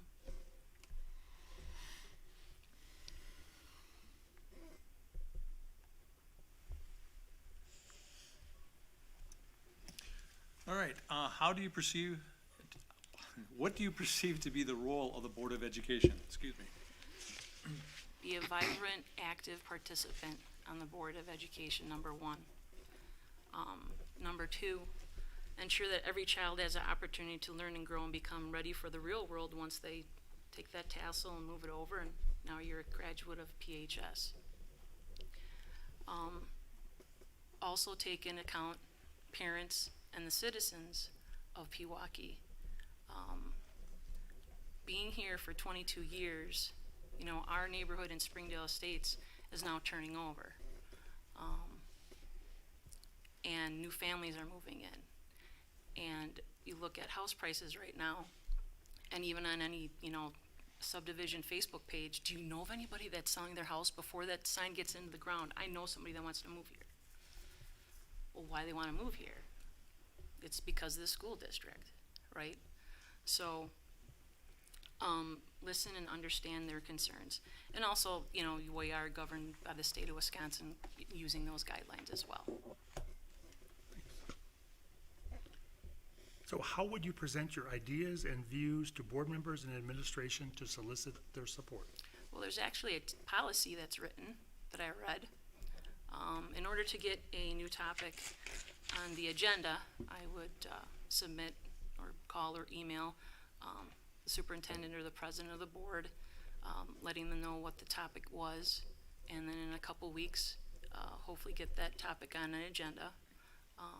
In preparation for that topic, I would research it, PowerPoint, and give any additional info on what we're going to talk about, and have discussion. And if we move forward, we move forward. Thank you. Jan, with the 7-member board, there are often times when board action is not unanimous. There could be times when your position would be a minority position which did not prevail in a given vote. Given such circumstances, describe how you would, 1, interact with other board members after the vote, and 2, respond to the news media questions, and respond to news media questions about the vote, and finally 3, work with the administration after the vote.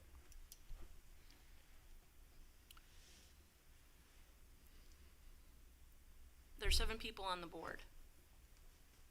I'll give an example. Not everybody loves Snickers candy bars, right? There might be somebody who likes Almond Joy. I'll take the negative. So I like the Almond Joy. Everybody votes for Snickers. Okay, well, it's all made out of chocolate and it's good and it's candy, right? But having an open mind, number one. Seek to understand where I was coming from and what, if I was in the minority, and understand what the majority was and their understanding. And by evolving in that discussion, I bet we can come up with some similarities or some commonalities. Then your second part was the news media. Yeah. No way, no how. I am I'm a member, I would be a member of the board of one member. We are board 7. The superintendent and the president would have that obligation and that privilege to talk to the media, not me. So I would defer him or her to that approach. And as far as working with administration, yeah, so I was in the minority. We had different views, but commonalities together, I'd work with the board as an entirety to move forward with that decision. And mutual respect is what I wanted to get to, so. Okay, looking into the future, what do you perceive to be critical issues facing the Pewaukee Public Schools in the next 3 to 5 years, which you believe the board must address? Well, I noticed on the website, we are near the end of 2021 of that third year strategic plan, so it ends this year. I just saw one blib of what the next 3-year plan was from 21 to 24, and equity was in there. Working for Northwestern Mutual, that's also a priority in our company as well. But along with equity, in this day and age of COVID, the kids learning virtually, having to wear a mask at school, I'm concerned with their emotional support needs for the kids. Now granted, we're just into what, a month and a half of school? Did school start around Labor Day or before Labor Day? A week or two doesn't really matter, right? I'm curious at how far are they progressing in their standards. And forgive me, I don't know all the standards, but if there's a test taken in grade 3, are they up to snuff to grade 3? Did they slack? Did they slip a little bit? And if they slipped a little bit, what are we doing to get them caught up? Having an IT degree and working in the IT industry, it's kind of a passion of mine. I know we went through this huge, this actually looks really nice, a referendum. I've yet to be up here, this is really nice. But I know that there's technology in the classrooms, and what is our plan going forward, because technology is changing very fast, and it's hard to keep up. What are we doing as a school district to look ahead at what the other possibilities of grasping new technologies? And I thought of something and it just left my mind too.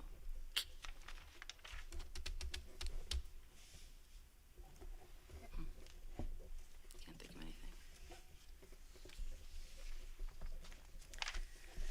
As a member of the Board of Education, it's possible that you would receive a complaint from a parent regarding the discipline of their child or an interaction that occurred with a school employee. Describe how you would respond to a complaint directed to your attention by a parent. As a Board of Education member, I deal with policy. I'm not an administrative officer. So, again, like I said before, I'm one member of a board of 7. Yes, I would hear their complaint.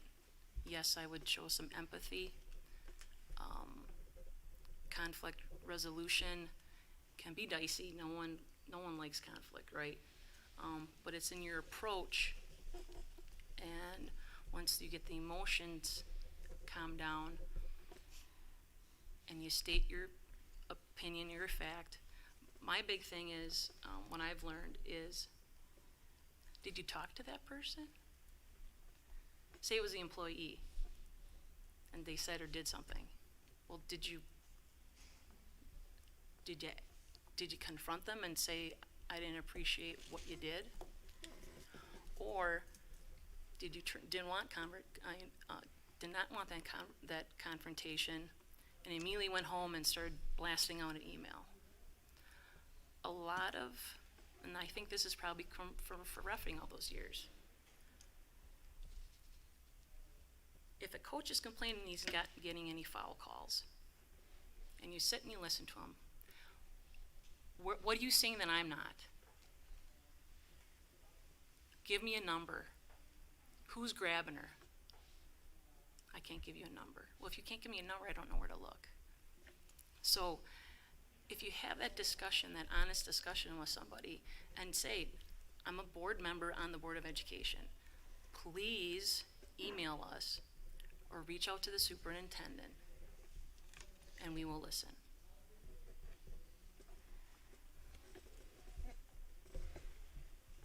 Board of Education members interact with a variety of people, including community members, parents, staff, and other board members.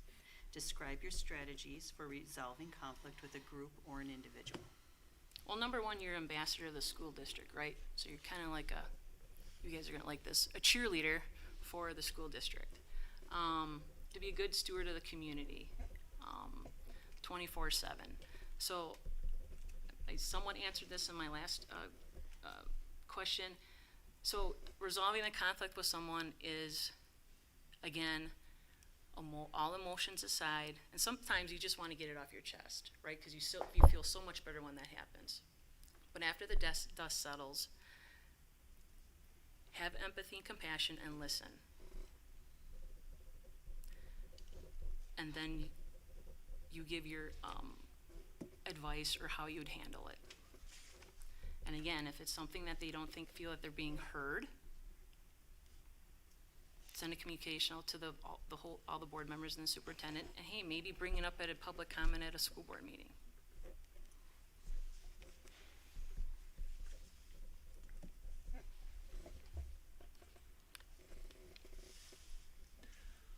Describe the time commitment you believe is necessary to be a member of the Board of Education. It's another part-time job. The number of hours, I hope it's not 40 hours a week. I don't believe it's 40 hours a week. Some weeks it feels like that, but Don't put a time frame on it, right? Because once you put a time frame on it, you're set. You draw that line in the sand. Just like with anything. Working at Northwestern Mutual, I still don't know all the ins and outs of it, and I've been there 7 years. And they said, oh, after the 10th year, you'll finally get your feet wet and you'll understand it. Yeah, big company. No, but so the first year, you're gonna be learning the ropes. I think I heard, Stacy say it numerous times, and I think I heard it last night. You're drinking from a fire hose. But I have 6 other members to lean on. I think there's training, correct, that you're given, and I'm going to take it seriously. Like I said, another part-time job. Being an empty nester, needs to pass some time, beyond football season. No, all joking aside. No, I will treat it as a part-time job. Okay, what are the personal characteristics you possess that you believe would help you to be an effective board member? Passion, energy. When I do something, I do it 100%. I'm all in. I was raised the youngest of 5. My stepfather mentored me as far as if you're going to commit to something, you're going to commit. None of this halfway baloney stuff. And I cleaned that up because I'm being live streamed. But because if you're going to dedicate yourself, you better know it, right? And you better give 110%. So that's how I was raised. That's how I attack any project, whether it be at work, at home, a church function that we're doing. So my biggest fear is I don't want it to negatively affect someone's perception, and I don't want it to negatively affect the view of the Board of Education. Thank you. Jan, to wrap it up, tell me how you've been involved in your children's education. I got 7 minutes left, right? Actually, probably a little bit more. Oh, it's fine. Once we started a family, and my kid, like I said, 22 years, Nate was the first one out of the gate to attend school. And if my work schedule allowed it, I started to go on field trips. I vividly remember, I think I must have taken a day of vacation.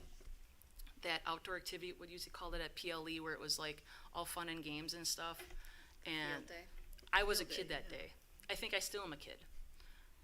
That's how I approach life, with vigor and energy. So it was with the PLE days. Once the boys got older, a little more self-conscious, I kind of backed off a little bit in 4th and 6th grade, even more so in middle school, right? But I got a phone call one night. Mrs. Keefe, Judy Keefe, lives in my neighborhood. I'm like, uh-oh. What did Nate do? No, it was Josh. I go, what did Josh do? So I picked up the phone. She's like, Jan, I got a favor. I go, what is it? She's like, could you room with now I have 2 sons. Could you room at Camp Whitcomb with the girls? I'm foreseeing some issues happening, and I want you in that cabin. I'm like, oh my God, Judy, really? Sure, I'll do it. Because I was going to volunteer anyway. I'll just pack a bag. And Camp Whitcomb is the best experience ever. I'm so glad I volunteered for that.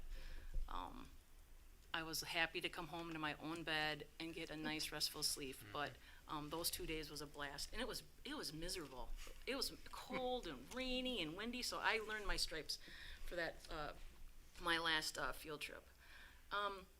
When the kids hit high school, like I said before, we were already involved in youth sports, and to this day, the schedule comes out and Joe will say, "Hey, are we doing anything this Friday night? They need guys to do the chain game." I'm like, that's fine.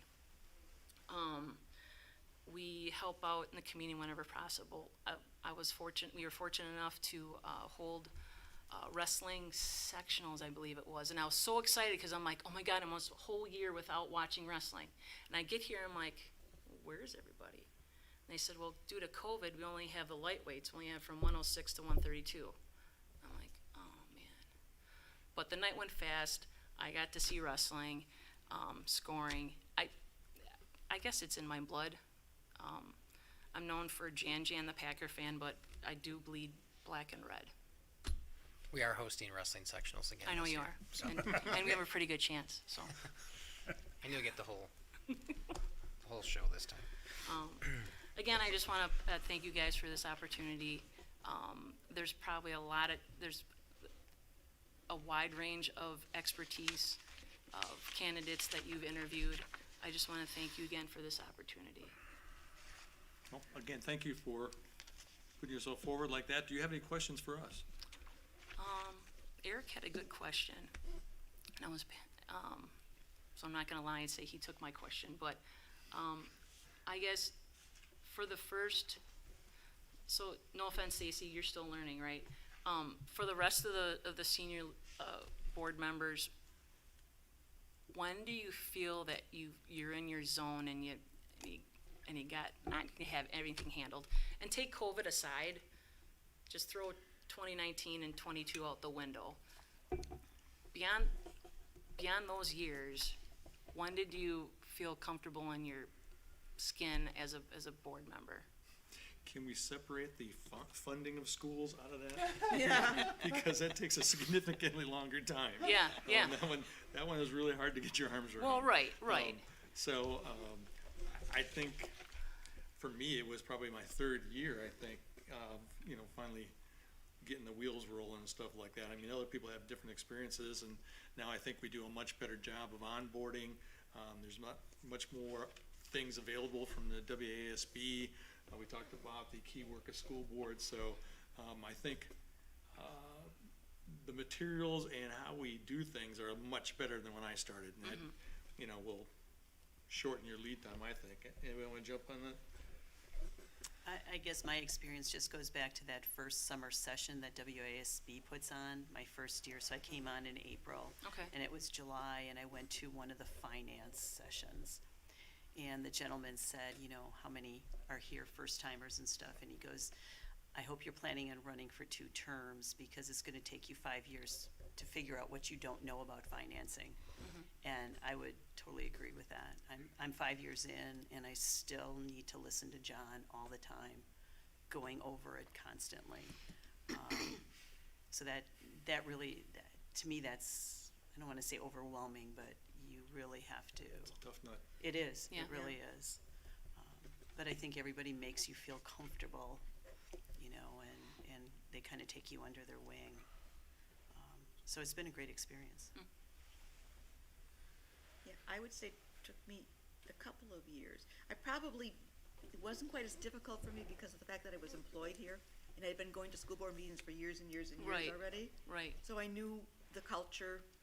I mean, as a teacher, I knew all of the policies, but the finance really threw me. Okay. Steve? I think what made the difference is, I mentioned it earlier, when I started getting more directly engaged with the administrative team. It was a learning for me about how to engage. And so I think that was like it took me a year and a half to sort of figure out that place and that method. And so I think it's, a year and a half, you really sort of get your feet under you. You find what you're gonna bring to the board, right? Everyone has a Right. role, right, in the board. And Jeannie and Ann have both been employees here, so they have an employee's perspective. And Brian and Larry have been here forever, and they've seen the evolution of the district from what it was when it was a small community to now what's a very vibrant community where people move here because of the schools, and they've seen the evolution of that and seen multiple administrations. I think everybody has to sort of find their purpose, right? So you're gonna find, if you're on the board, you'll find your purpose and what you want to be passionate about and how you wanna help drive the direction of the board, and that doesn't come right away. Right. It takes some time for you to connect to that, I think. It did for me. One of the good things is that Mike and then before him Joanne have very open door policies where if we have questions or concerns, we can call and say, can I pop in and talk to you for a little bit? Another question? Oh, Oh, I'm sorry. Larry, you jump in there? yeah, I'm gonna jump in. I kind of wait till these last I moments. forgot all about you being likes to very be Oh, yeah, last. thank you for Save the that. best for last. One of the things, which is, I think, a different reflection, Brian has been on the board close to 24 or so, 25 years maybe. I've been on a little over 20. And as Steve mentioned, in terms of our tenure on the board, obviously, we've seen lots of building and construction, because I know when my son started here, there were trailers on campus. So in first grade, I mean, that was kind of the environment that we had. So when I think about that, and it's really the dynamics, and I will not necessarily claim that I'm a finance kind of person or understand all the funding formulas, nor do I necessarily need to do that. But I think it's the concept that as a board, you have to continue to learn and grow yourself. So for me to say that I've got it nailed, no, because there's still things that are out there that are changing, and again, the dynamics in terms of, again, state laws, federal laws, things that we have to worry about. And as you know, working in the field of technology, I mean, okay, yes, when my son started, they had little computers in the classrooms, but they weren't even plugged in, okay? So, I mean, it was like, yeah, it's there, but they really didn't know how to necessarily use them. And so, our ability as a board is to really have that future-focused, understand the dynamics of what's out there, and the dynamics constantly change. I mean, whether it was a COVID crisis or some other piece with technology, some other regulation in terms of our No Child Left Behind kind of concepts that are there, that there's always that need for us as a board to continue to learn and to grow. Now, as we learn to work together, because we are part of a team, I mean, that's the other thing that we have to work on all the time as well. Because as a new board member coming on, you're going to be a new dynamic in terms of what's there. So how we learn to work with you. But my sense is, I'm still learning. There's always stuff that's out there. It's dynamic. And you have to be open and receptive to recognizing that while I know this much, there's still so much I still don't know. You know what And can't necessarily ever get there. And whether it's the special needs students that we face or the autistic kind of children that are out there, it's still very puzzling and perplexing of how our district is able to address that variety of, or I guess, differences between our children's and still be true to the mission of opening the door to each child's future. It's a spectrum, folks, and we just have to recognize that. How do we do that, and how do we prepare and do that as a board to support that kind of work? So, continuous learning, I guess. So, How's our time? We're right at 30 minutes. Thank you again for coming. Thank you for putting yourself Thank out you, there. everybody. Thanks, Jan. Thank you, Jan. Appreciate it. Yep. Thanks, Dan. See you Friday night. They need one more person for chain gang, but they're calling for rain. So I may Is not. he a fair I weather may- chain ganger? Yeah, you know. It's the change when you're empty nester. You don't have to get wet. Thank you, guys. Have a great night, Jan. Thank you. Don't know if Ryan's here yet, but we're ahead of schedule by about 20 minutes, 15, 20 minutes. 20 minutes?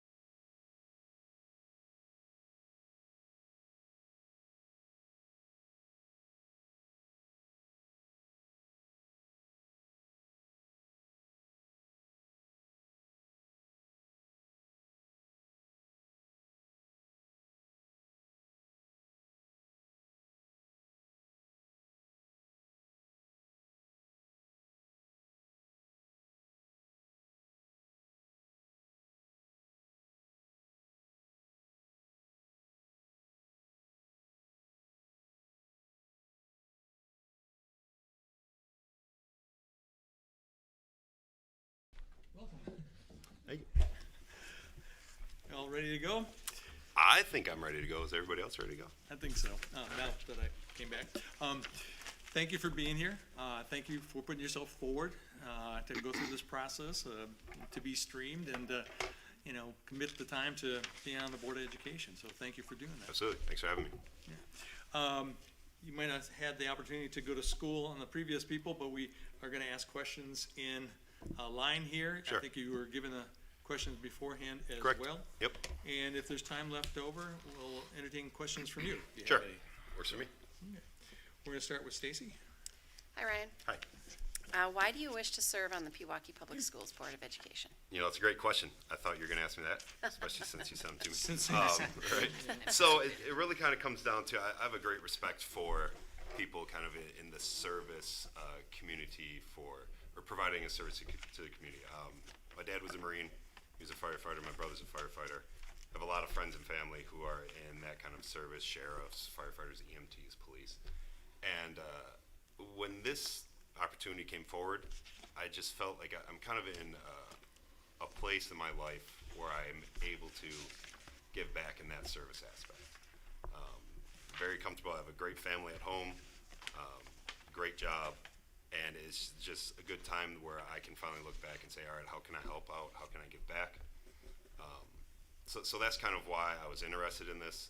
I was talking to some neighbors about it, and they said, I don't want to do that. Go for it. And my thought was, why not me? Right? Like, I would rather have it be me to take on that leadership and then take that onus on to help guide my kids. They're, the youngest is 3. The twins are 3, and I have one in first grade and one in K4 here. And we moved to Pewaukee before we were even thinking of having kids, knowing that when we would, they'd be going through the school system. So I feel it's a great responsibility for myself to, be a steward of that continued work that you guys have already done and laid out. I'm going to be here for about the next 15 years, or at least have children coming through the school district for the next 15 years. As I said, why not me? I look forward to that responsibility to help guide their educational experience, but not just my kids, like my neighbors' kids, everybody in the community, and just help build on, the great work you guys are doing and go from there. Thank you.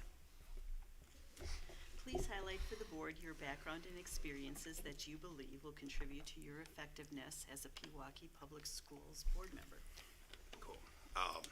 The first thing that I draw a lot of experience on every day, not just in my professional career, but just dealing with people with different situations. I ran a small business when I was in college. I did one of those summer college painting. There's a couple different ones now, but I did one when I was in college.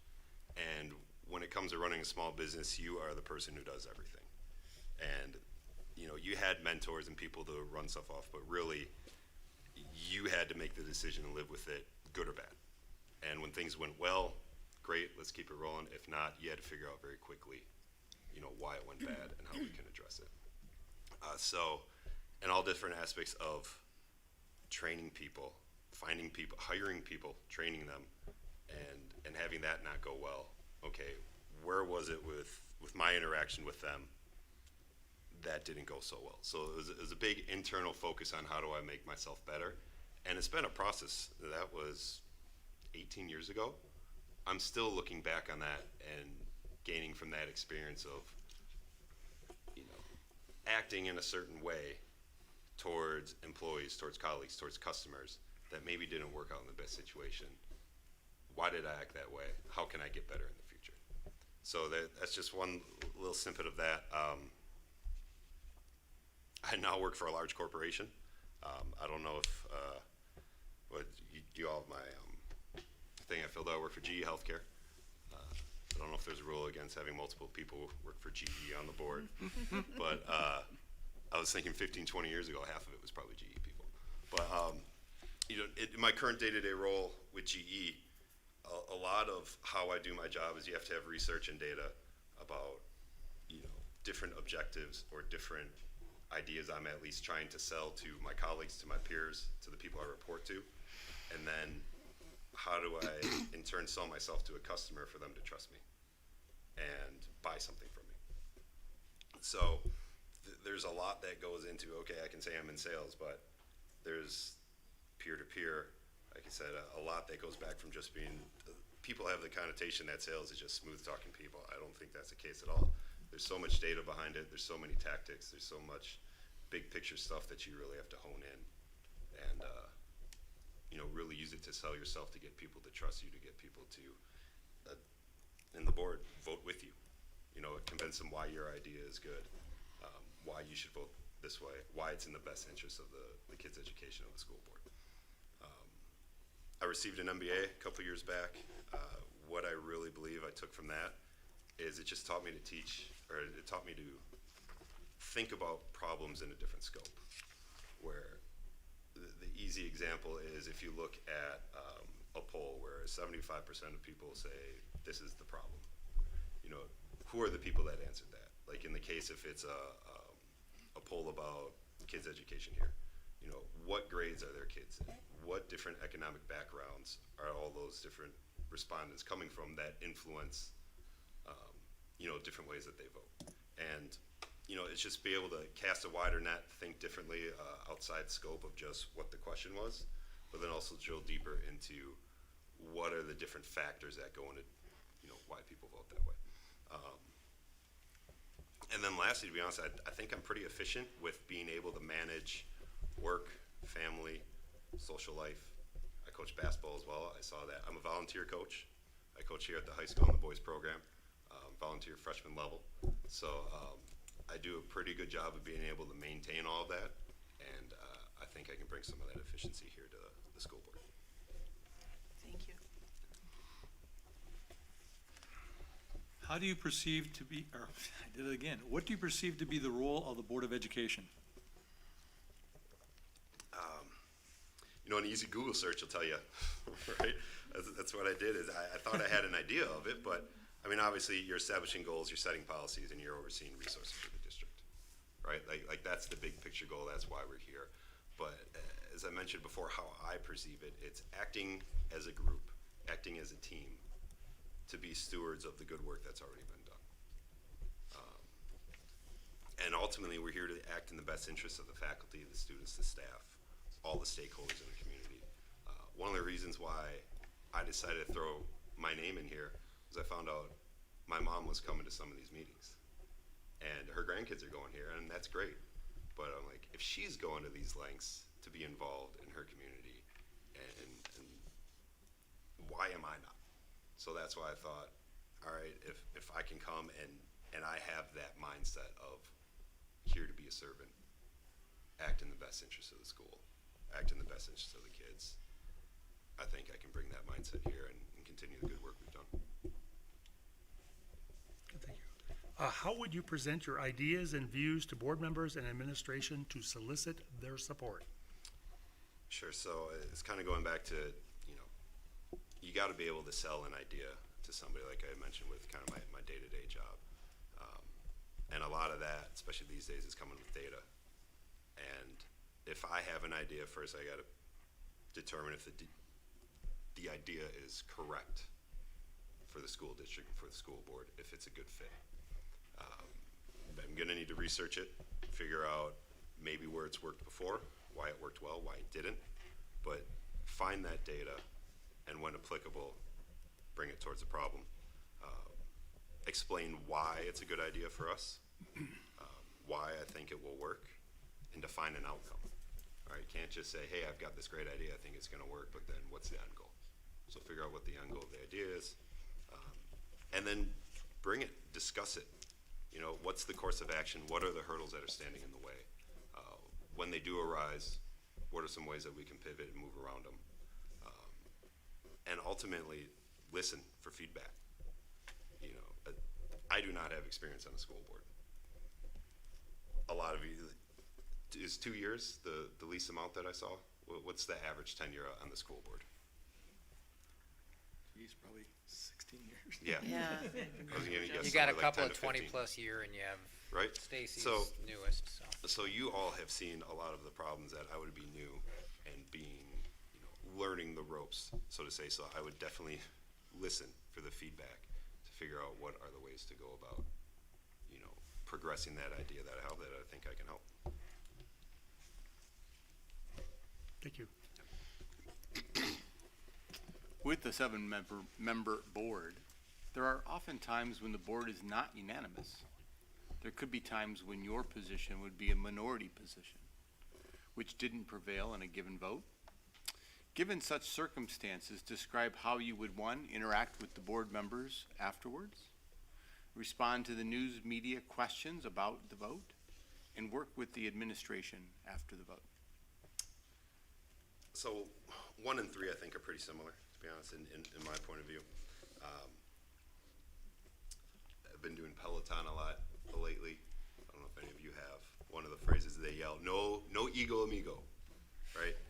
We're here as a team. I'm not coming in with an ego. If I'm the minority, I think I have a good idea of understanding different aspects of a topic. If I am in the minority, why am I in the minority? Why is the majority voting that way? And try to look at all the angles rather than just tunnel vision. I think I'm right. So if I'm in the minority and something I'm voting for doesn't get passed, it's, again, we're a team, right? We're going to be working as a team, and I keep saying team. I coach. In a team setting, no matter what level, professional, amateur, overseas, domestic, you have people with a lot of different backgrounds, a lot of different experiences, race, culture, creed, all that. But there's always a unifying goal. There should be a unifying goal, especially to good teams. And the goal here, or the unifying theme, is the school district, the kids' education, the school board. And that's an easy rallying cry, where if I'm in the minority, is it better for the school? Try to understand why it didn't pass. Interaction with the media, I mean, that's kind of going to my best Bill Belichick impression. We focus on what did I contribute. I will talk about my actions. I will not comment on anybody else's actions. Keep adhering to any kind of a media inquiry that the common goal of our board is for the betterment of the kids and their education. Any topic I feel that I cannot comment on, I would refer to the chair of the board to comment on those. I'm not here to cause drama. I feel I'm very good at eliminating that from my life. So, I mean, it's just kind of set the course. I'll talk about myself. Any other comments or discussions about any other member or topics I'm not at liberty to talk about, can respectfully decline, no comment. I would ask them about that, and then anything else, refer to the chair. Okay, looking into the future, what do you perceive to be critical issues facing the Pewaukee Public Schools in the next 3 to 5 years, which you believe the Board of Education needs to address? Has anybody said pandemic yet? Yeah, it's come up a couple of times. I mean, There's a pandemic, what? right. That's the low-hanging fruit here, right? But it's not just the pandemic. I don't think it's going away, right? At least the social aspect of a lot of the big topics that are going around, it's not going away anytime soon. So it's how do we guide the school district through that, whether it's through curriculum, it's virtual learning, it's policies while being on campus. It's a polarizing topic, but I feel I have, again, an unbiased look at the big picture. What are the decisions that are going to be made for the betterment of the kids while we're here? Teacher shortages, transportation shortages. I don't think my kids have been home on time every day for 2 weeks. And I know that's a topic now, but I do not see a surplus of, those. I don't see those problems being fixed quickly. So how does the school district deal with that? I think testing standards should always be one, no matter how high or low you are. If you're looking 3 to 5 years down the road, I mean, isn't that the goal, to always make our kids better and have our kids perform to the best of their abilities? Population is expanding. It seems like there's a new parade of homes going up every year in the Pewaukee school district limit. And I know that there's been a lot of construction lately, but are there ways to pivot, adapt, to adjust some of the things that the city keeps on growing? Students' interaction with social media. It's not going away. It's only getting stronger, and in my mind, it's kind of getting a little weirder, right? Like there's new things coming up. I feel like the old guy, but it's just like, what is that? What are these challenges? I don't know. But there's many different aspects. It's such accelerator of a stressful time going through high school and grade school that these kids are getting the cell phones and on it constantly.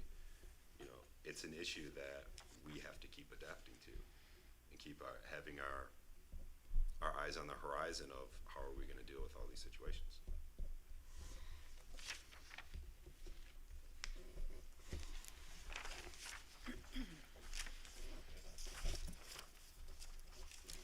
As a member of the Board of Education, it is possible that you would receive a complaint from a parent regarding the discipline of their child or an interaction that occurred with a school employee.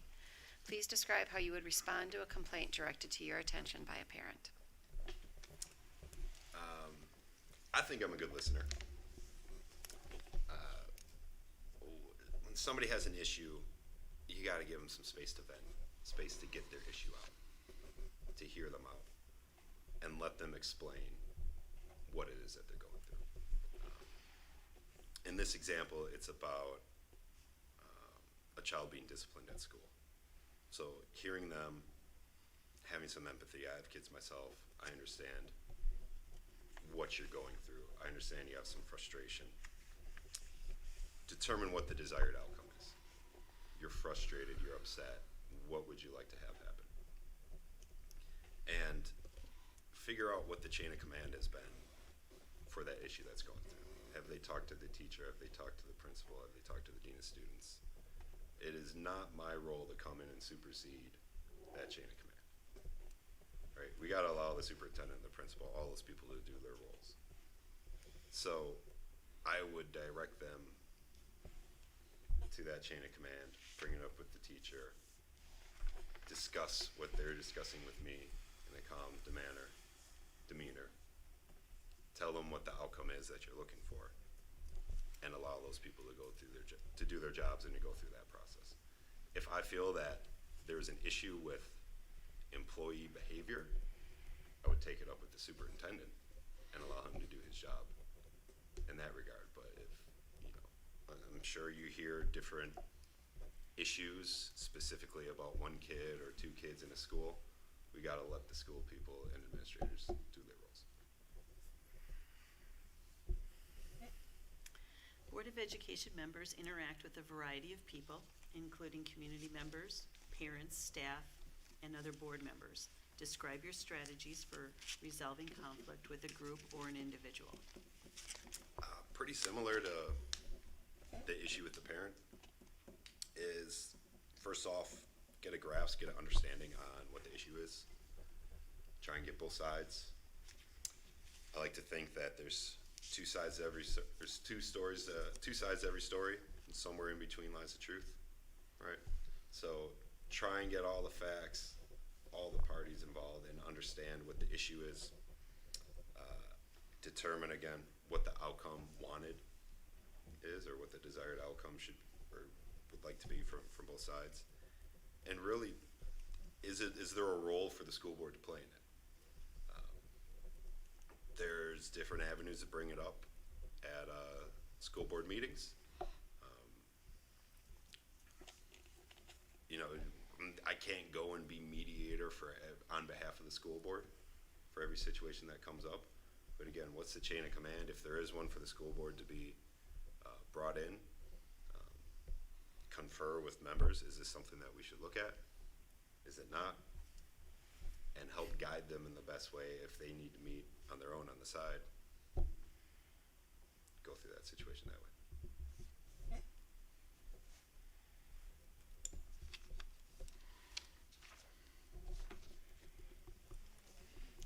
Describe the time commitment you believe is necessary to be a member of the Pewaukee Board of Education.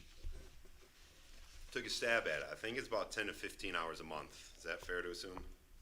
Is it more? Is it less? Higher. higher? 15 to 20, A little higher. 25, 30 hours a month. Yeah, maybe. So we're looking at On a about regular month. anywhere from 4 to 5 hours a week. Yeah. And that's all depending, again, I'm sure budget time is different times of the month is different requirements. Subcommittee involvement may require more than that. Yeah, I have the ability, like I said, to be efficient. I can fit 5 hours a week, 6 hours a week into the schedule to be able to make time for this. But 10 to 15, I shot low. That's all right. I can handle more.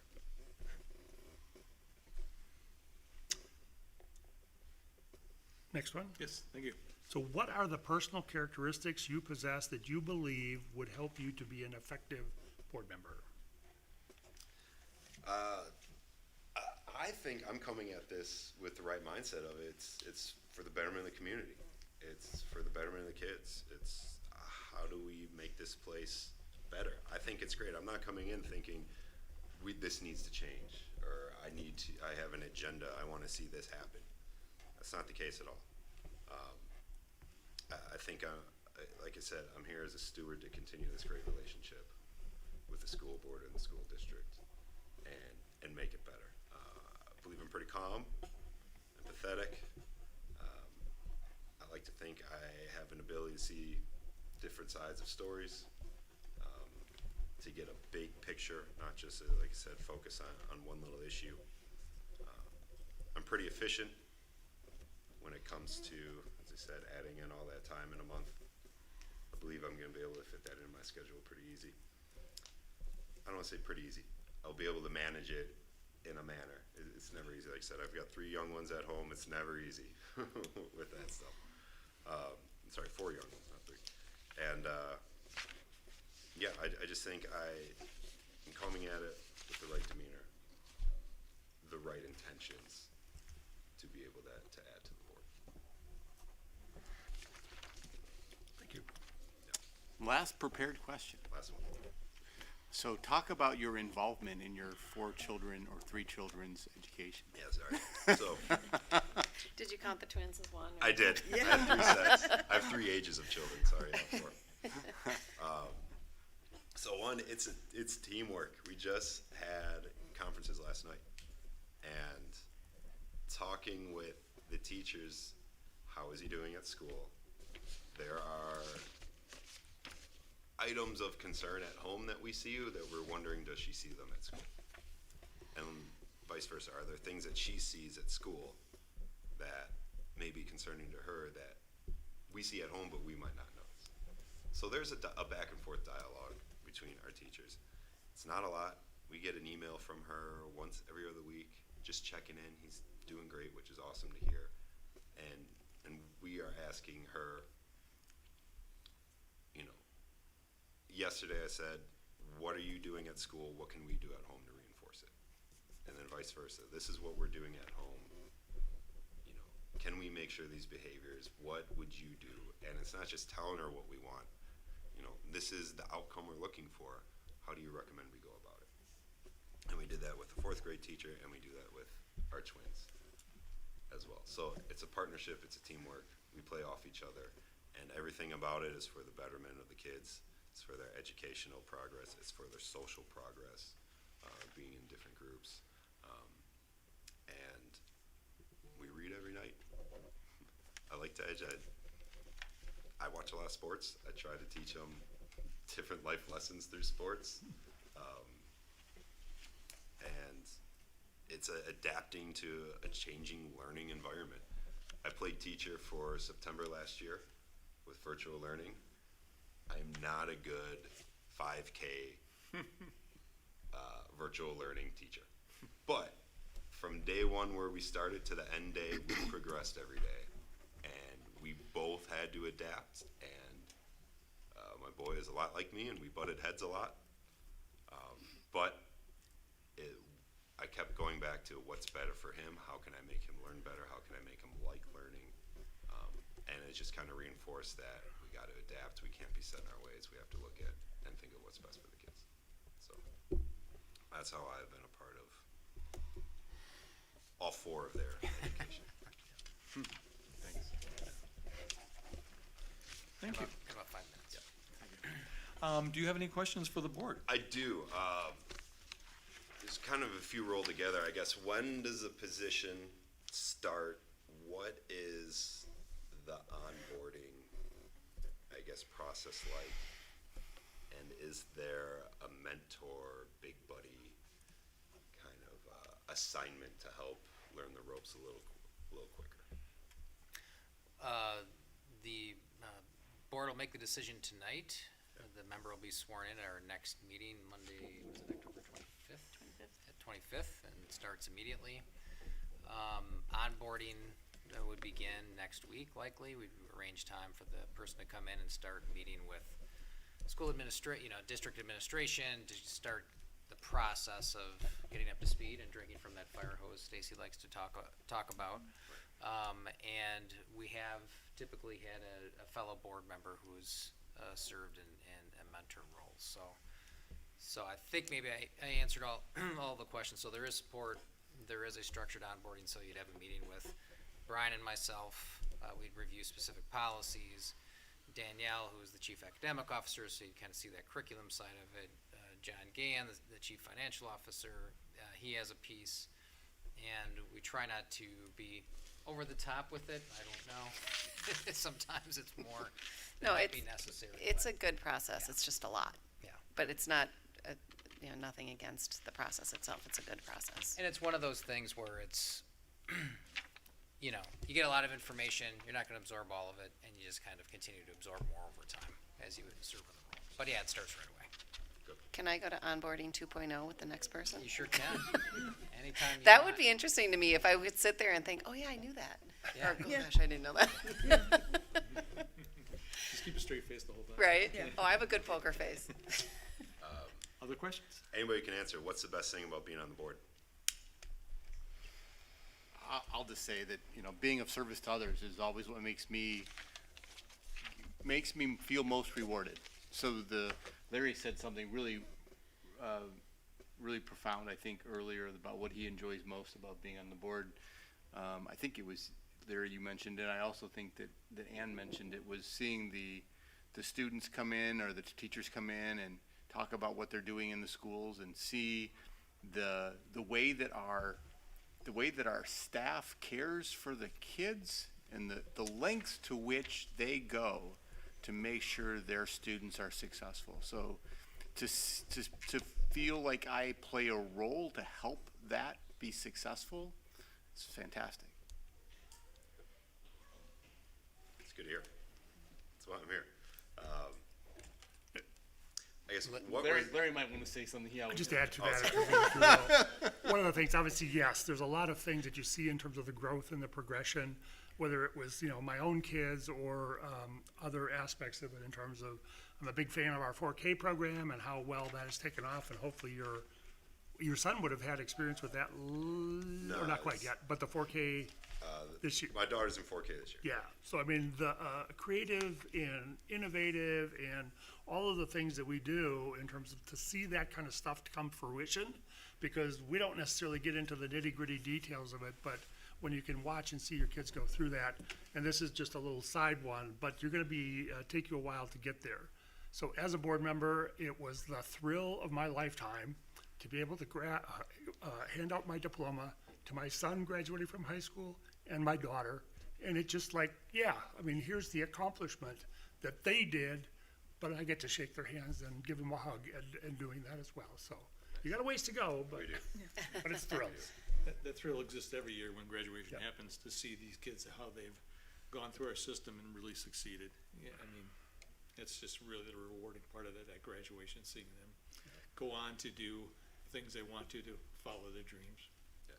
We do something too, and there's not a lot of districts that either do it, but when we bring new teachers on board, we try to do, either it was a board luncheon, now it was breakfast or Breakfast something this like year. that, in terms of what's Good there. change. So that it's a way for us to actually, as a board, interact with our new teachers and staff, and, Mike does a good job of doing that, but it's also a way for them to get to know us, because we want to know that we're doing the right things for our staff, and again, you've probably heard it before, We have really, really excellent faculty here, and we want to keep that going, because that's part of the, getting the right people and continuing to help them grow and advance in their careers as teachers as well, so.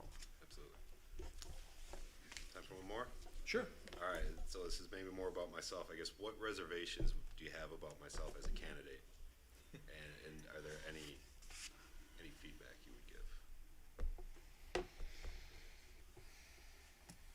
We have to deliberate right after this. Yeah. I don't- Yeah. Yeah, I don't. We haven't formed our opinions yet. Yeah, so, I'm not sure that we are up to answering that at this point, so we've got 8 people that we've, had applications for and interviewed, and, we have to make a tough decision here, so, there's pros and cons for every member. I think it's fair to say for the board, not that I try to speak for them, but I just think there's a lot of respect for everybody that's willing to serve in this capacity. They know what it's like. There's 8 wonderful community members who put their name forward and put themselves out there, and only one can be selected, but I just think there's just a lot of respect for anybody that, I mean, and everybody brings their own set of skills and talents and backgrounds that can contribute to a great school board, so, you know, All right, no, that's fair. and that's the time that That's we time. have. Again, thank you for doing this. Awesome. No, Thanks, for your time. Ryan. Appreciate it, Ryan. Thank you, Yep. Ryan. Thank you.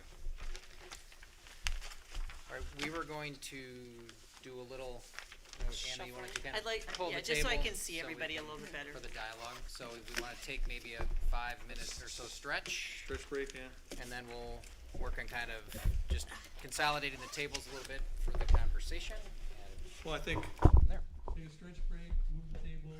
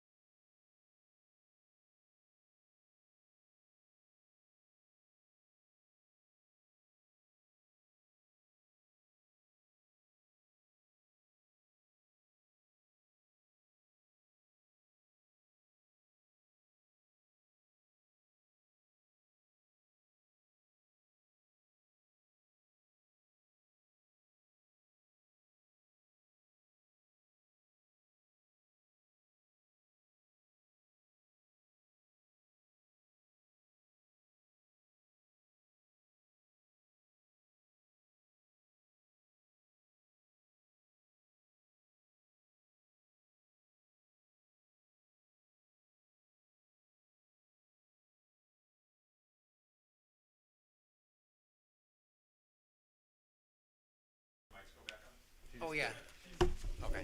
Is this better? Can you guys hear? Yeah. No problem. You would do then written, when you're ready to vote, then you would do signed written ballots. Unless someone wants to take action and you'd have to make a motion, pass a motion to use voice votes. That's an option that you can, avail yourself of if that's what you would prefer to do. But otherwise, it's signed written ballots. And it takes a majority of 4 to approve a candidate. And just to clarify, for purposes of the documentation, these voting sheets become public record. Yeah, so the first is your initial ranking, you put your name on it and do your initial ranking. So pay attention to that at the top of the form. One says initial, one says final ballot.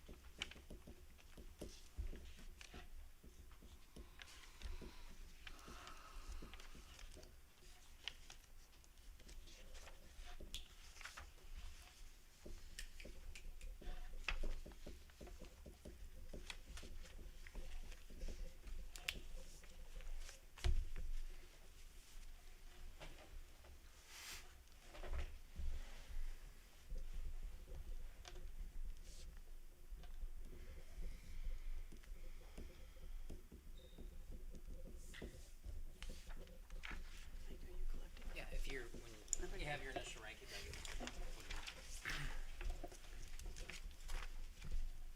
thank you, Steve.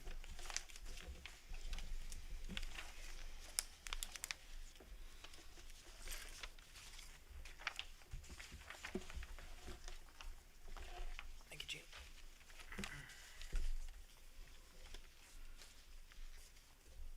You get everybody but Larry and me, is that? Me. Oh, okay. I don't have Stacy. Sounds like-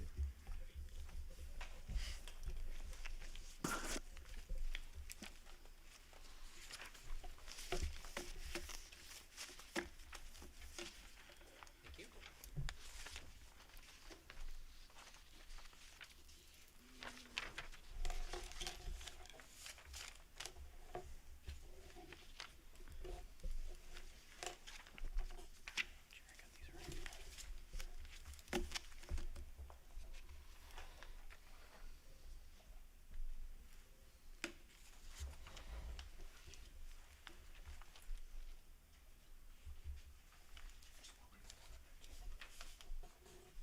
So that's your first, that's your second ranking. Yep.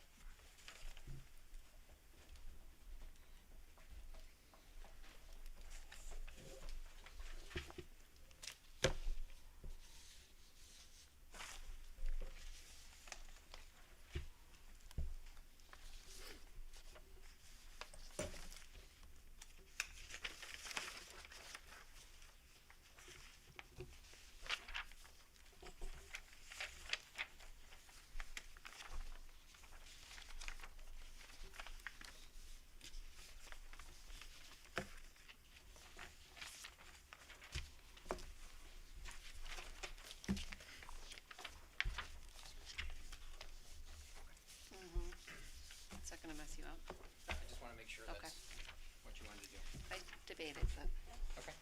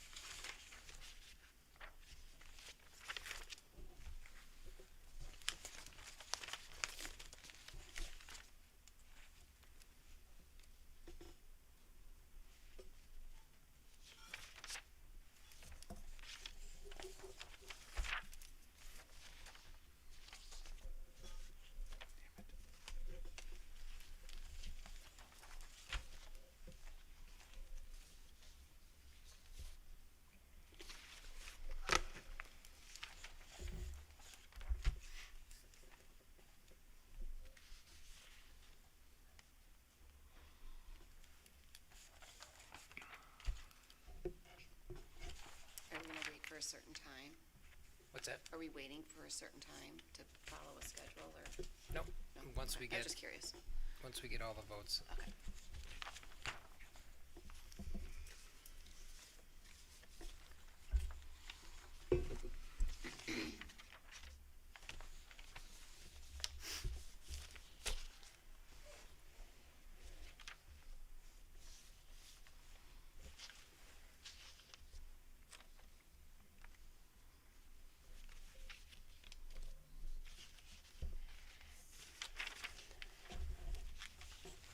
Okay. Sure, I said it right. Yes, thank you. So that's your top and that's your second. Thank you.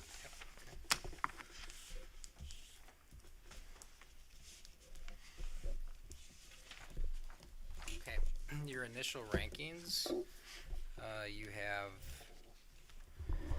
have, initial rankings, your top rated candidate is Eric Krasovich, and then you have a tie for your second rated candidates with Jason Berg and Jennifer Murphy.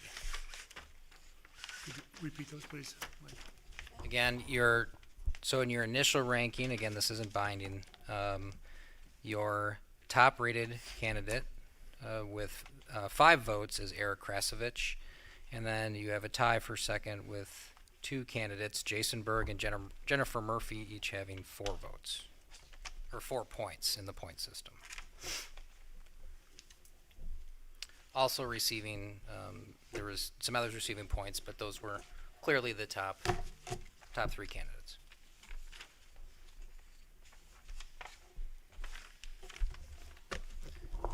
So if you want to, this would be time you can engage in dialogue and your thinking on candidates moving But, forward. well, So I that guess gives you a the thing sense is, of where if you there's stand. somebody who's a clear top, No, it's not clear, though. It's There's n- I like would say it's- 1 point difference between right, those you 10 have- people. So I can,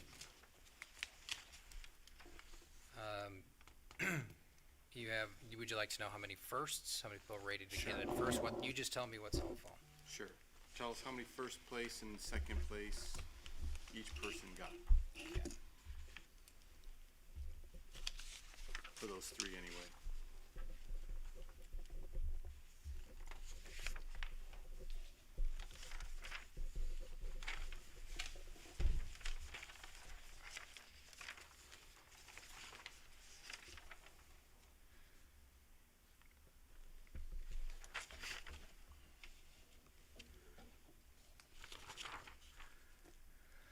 Okay, so Jennifer and Jason both had 2 first place votes. Eric Krasovich had 2 first place votes and 1 second place vote. Say that again, please. I'm sorry, I missed that. So Jennifer Yeah. and Jason were rated number 1 by 2 board members Okay, that's where I get confused. and did Okay. not receive any second place votes. Eric received 2 first place votes from board members and had 1 second place. If I could just start out by saying, the pool of candidates was very impressive. I was able to write down positive things about each one of our candidates without difficulty. I think it's a very wide range of skills and contributions. Personally, I think it's really important that we have a voice on our board that has children in the district. I am the last one that has that. My daughter is a senior. I think it's really important to have a person here that can represent the families with firsthand knowledge. There is no other better way to know what's going on the campus than to have firsthand knowledge. So that was something that was important to me. Another thing that was important to me was involvement of the candidate in the district, whether it be through attending and participating in our school board meetings, or whether it be through serving on committees and things within the district, volunteering their time. And again, that's where it was pretty easy to attribute positive actions or attributes to the candidates. We also have a wide variety of professional backgrounds that I thought was really interesting and could bring a lot to the board.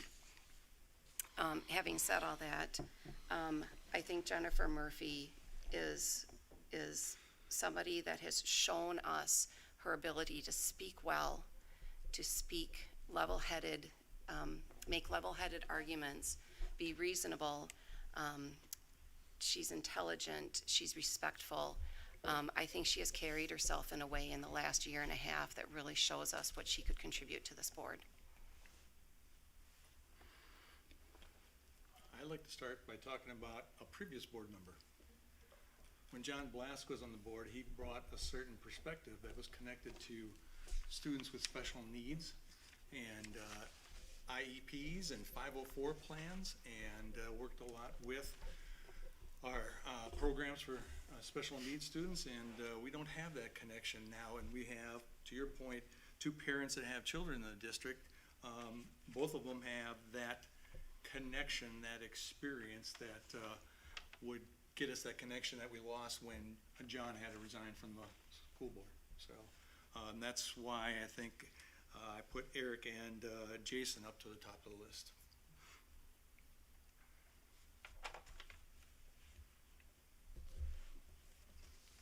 That was- Audience participation time? Yeah, Okay.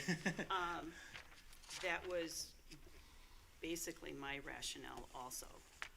I think that since, with John leaving the board, we have lost that, we don't have that perspective anymore. And the other thing that I thought Jason brought was the trade perspective. And it was almost as if John was sitting there saying, you know, we need that influence again to constantly remind us about the trades. So that's exactly where I was going, to be honest about it. Yeah, I totally agree with Ann. I think I like the fact that Jason and Eric both have experience with 504s and IEPs. And I like, you're right, Ann, that he brings the trades in there Right. too.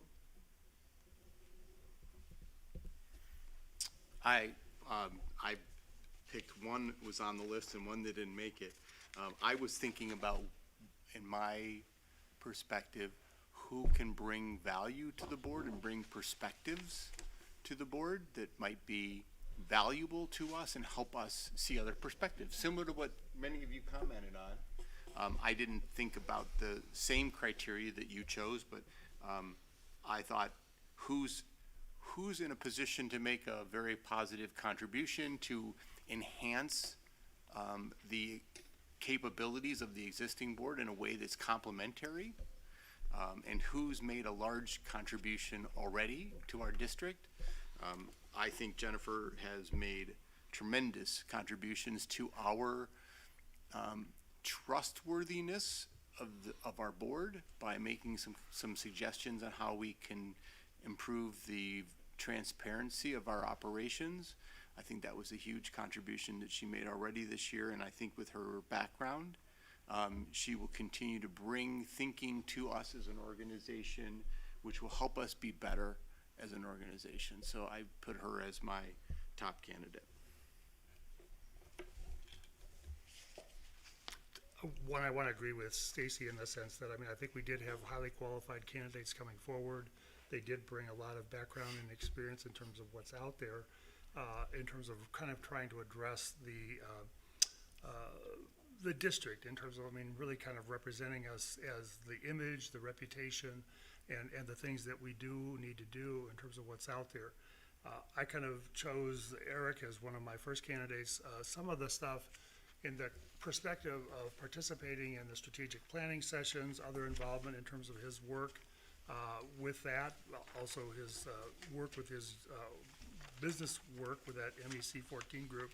I mean, and being able to sort of bring the right personality, the right kind of chemistry to do that. But the fact that he's also participated pretty actively in some of the education things for his own children as part of that. His technology background as an airline pilot, probably does some global kind of travel that's out there, so I thought that was good. And attitude, a lot of personal characteristics also kind of came through just as he presented and talked about things that were important to him, and those things in terms of his involvement with his education and other things that he saw as needing for the future of the district.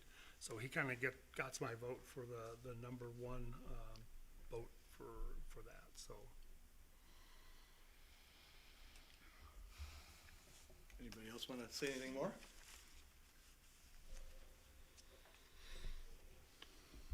Should we go through another round, you think, of voting? Well, you could, I mean, it's up to you how you guys want to do this. I mean, you could cast a ballot and see where you're at. You could discuss more. You could, decide to do voice votes. These are all options that you have. I'm willing to discuss more. Okay. And I don't want to go negative, but there are some issues that I think need to be brought up. I think Jennifer Murphy is an excellent candidate. I think she's extremely intelligent. I think she speaks eloquently. However, and this is my however, I think she is aligned with a group within the community that might not be supported as much as they think they are. We have an election coming up in 6 months, and I think Jennifer said it herself, that the community elects people. And I am curious, and I didn't think it was appropriate to ask her why she didn't run this past year. She could have. There were 3 positions open, and she chose not to run. So I guess my feeling is that if the support is there from the community will elect her in April. And I'm saying that as somebody who, if the community elects her in April, she will probably be sitting in my seat. And I will be sitting at home with my grandchildren watching a baseball game probably. So I say that knowing exactly what the consequences are. But I think when you have somebody that has been part of a group that, and I'm not saying they don't have the right to challenge or anything. They have put forth their thoughts and comments and have participated in this process like they're supposed to. What I'm saying is it up to the 6 of us to put somebody on the board who, for many reasons, is polarizing? Is it up to us, or is it up to the community to do it in April? I'd say I don't find Jennifer polarizing. I think she's very level-headed in the way she's approached all of us. I agree. I'm And- not saying that. I'm Yeah. saying that she is associated with a group that has been polarizing. So I don't believe in guilt by association, but I thought Jennifer was a really strong candidate the last time we went through this process. If you remember, we had similar deliberations, and no offense, Stacy, but Jennifer was very high on my list back then, and you I'm were actually too. surprised you picked me over her. Both of you were on my Having met list. her, no. Very highly rated people, right? So I don't, I was a big fan of hers before, and I'm still a big fan, and I think she has demonstrated a I don't know why she chose not to run or didn't choose to run. I'm not gonna get into that, but I think she's demonstrated a commitment, an interest in the role and a commitment to our success, and I think she's very complimentary for our skill set. I'd have to back Ann. I think that, while she presented herself well, I still think that, as a board, and we need to have collegiality, I think she would be hard to work with. That's my impression. Jennifer has proposed a policy change that she presented to me, and we had a conversation about it, and I said, Jennifer, I am not in support of this policy change, and I explained to her my reasoning, and she was 100% respectful. I said, if you're able to get somebody to propose this, I will certainly, we'll debate it and go out, but I am not gonna be the person to propose that. And she was, as we've seen her, 100% professional, 100% respectful. I've had no pushback from anybody about my stance on this policy that she would like to propose. So I disagree with you on that assessment. I'm not saying that she would be good to work. That's not really what I'm saying. I'm saying is what I've heard, and we see the people coming here, and we see the same group of people coming here. What I'm saying is, I'm aware of another group of people that are out there. And is it up to us to put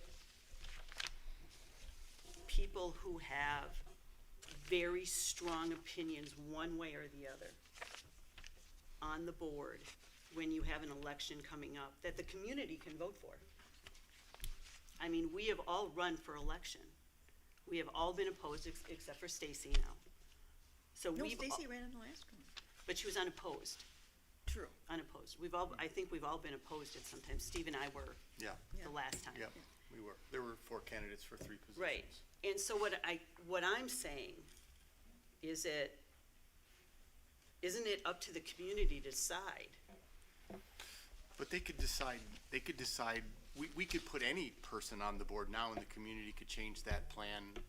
Exactly. Right, they could change the plan for me and for you, like both of Exactly. us might not be on this board. But we also know that Jennifer is affiliated with this group, whether you agree or disagree. She's been affiliated with this group. We also know that this group has put in requests for public, open records, that when Jennifer was up here today, was talking about what a great way we handled the CRT issue. But yet, we still have an open records request that is totaling over $1,800 now. That has put the administration and a lot of people jumping up and down trying to meet this, which we need to do. And I understand the right to do that. Yeah. But what I'm saying is, there are different factions of people out there, and just because a group comes to a school board meeting doesn't necessarily mean that they represent the entire community. And what I'm saying is, should the community pick that person?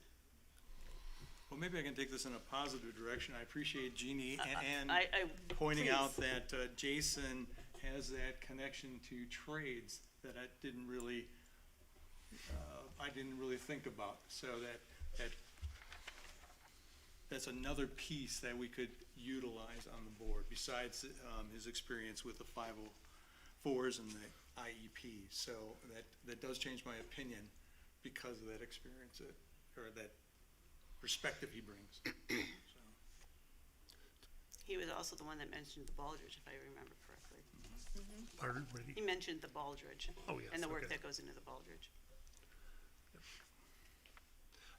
It's very uncharacteristic. I will not speak negatively about any of the candidates that are here tonight.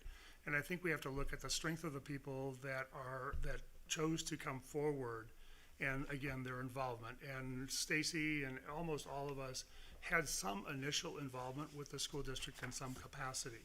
so for me, that's one of the components in terms of how do we get people who participated in things like our strategic planning things, that they do things in terms of the classroom, or that they've interacted with our administration in different capacities in terms of going forward with that. And not, again, I'm not saying anything bad about anyone else, but it's just like, because Eric was very specific about his involvement with the strategic planning, and I think that that's a basis and foundation for it.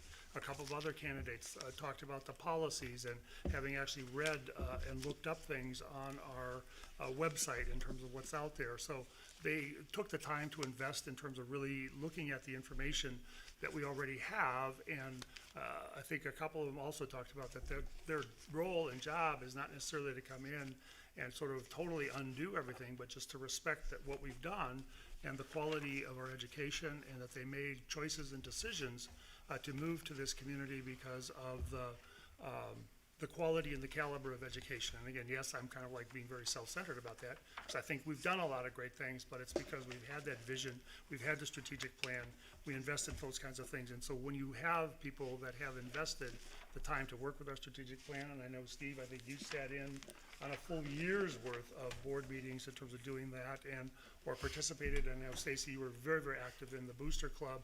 Those are kind of like the commitments that you really kind of see that support come through. And to me, that's a big part of it, the image and the reputation of the school district. And I think one of the other candidates talked about it, and it was like, yes, the best school in the United States. I mean, that's what I like to live for in terms of being able to think that that's what we're all about, and how do we accomplish that, and how do we kind of bring those things forward. So for me, Eric kind of spoke to that because he was familiar with our strategic plan, participates in our strategic plan, understood our mission, and can relate to it in terms of how it is affecting his children directly in terms of the things that we do with the learning, personalized learning, those kinds of things for the kids, so. Well, and I really liked Eric too, because first of all, he was involved in the strategic plan, which is our main goal. That's what we set up. Yeah. But then he also got into the nitty gritty. He was a math mentor. He was a reading expert at the school. So he's really getting in there and working with the schools and with the students. I just want to point out one thing, and I agree that Eric was a parent that was involved with the math mentor and reading expert listener and everything. I believe he went to one strategic plan, because I was very intrigued by that, because he was the only one that said it. And the reason I picked up on that, Larry, is because he said he went a couple of years ago, like referring to it as a single attendance. Again, that's a good thing that he did attend one, but I don't want it to make it sound like he went every year. Right, and I didn't say that either. Yeah, so, no, I was- do. I just wanted to clarify, because but the that fact was he something brought that it caught up my and was attention. part of his background in terms of what he's doing, and like you say, his involvement in the classroom and working with kids and doing those kinds of things, so. Even knowing about the strategic plan means you're paying attention, yeah. True. How would you all like to proceed? I think we've probably talked it out. Okay. I think we probably should take a test vote and see where people are at. Test vote or the sheet? A test vote, right? So we all pick our top candidate and we see where the votes come in, Okay. unless we think that would be So useless. motion second, the whole, Or just this. Well, you have two options. If you're going to do a voice vote, you need to first vote to do a voice vote. So you'd have to actually pass a motion that you will use a voice vote, if that's what you want to do. Otherwise, you do signed written ballots. So the thing I'd want to be clear on, are you voting, or are you just trying to determine where people are at? I mean, if you're doing a signed written ballot, that's then the vote, and you're picking a candidate, and it may be, if no one receives 4 votes, then you're back to discussion. So, as I see it, you really have 2 options. You can do a written ballot, we can tally it up to see if anybody comes out with 4 votes, then that person is who you've selected.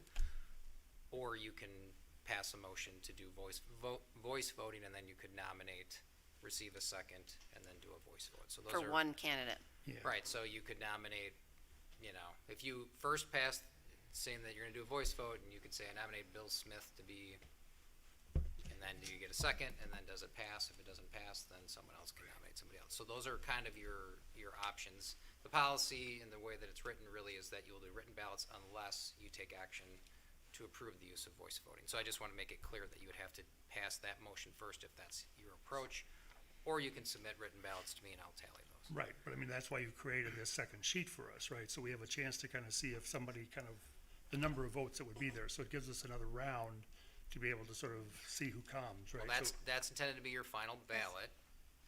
And if someone received 4 votes, then that would be the person that you're picking. Right.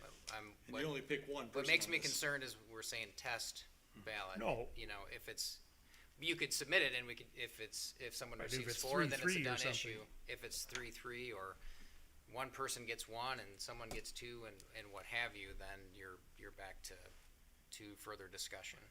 Because in the past, I mean, when we didn't have this particular paper, it was like kind of a thumbs up, thumbs down, kind of where we were at with it. Because you're trying to reach a consensus on something maybe, but ultimately we do have to vote. So I mean, this is gonna be one of those things where it's kind of like hey, let's see what happens in terms of going forward with it, right? I mean, Yeah, if as a board you're prepared to vote, you could submit a vote and we'll tally it and see where you're at. yeah. And if it's 3-3, then we come back around at it again, so. Ballot? I'm prepared to vote. Ballot-wise, you mean? Yes, Okay. I'm prepared to vote. Yeah, Safe? Paper ballot.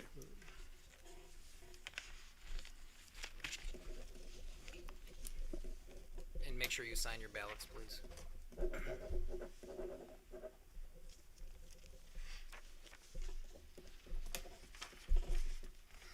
Fold them and hand it down.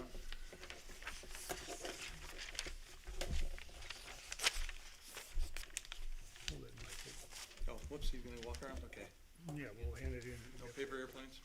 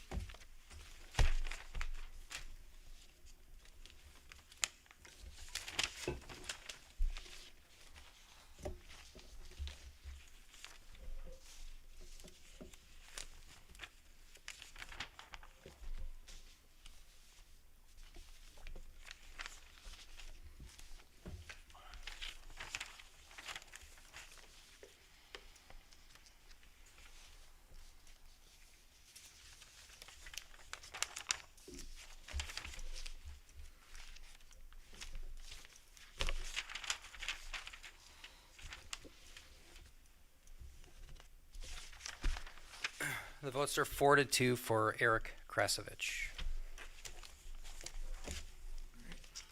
So now do we need an official motion on that too? You do not need a motion. This was your vote. This is our ballot, so, thank you for the honest and open discussion. I think that's what makes us strong on this board, so appreciate that, really. I think there's only one last item we have to worry about. Motion to adjourn. Thank you very much. Second. Thank you. All in favor, signal by saying aye. Aye. Aye. Thank you, everybody. Thank you.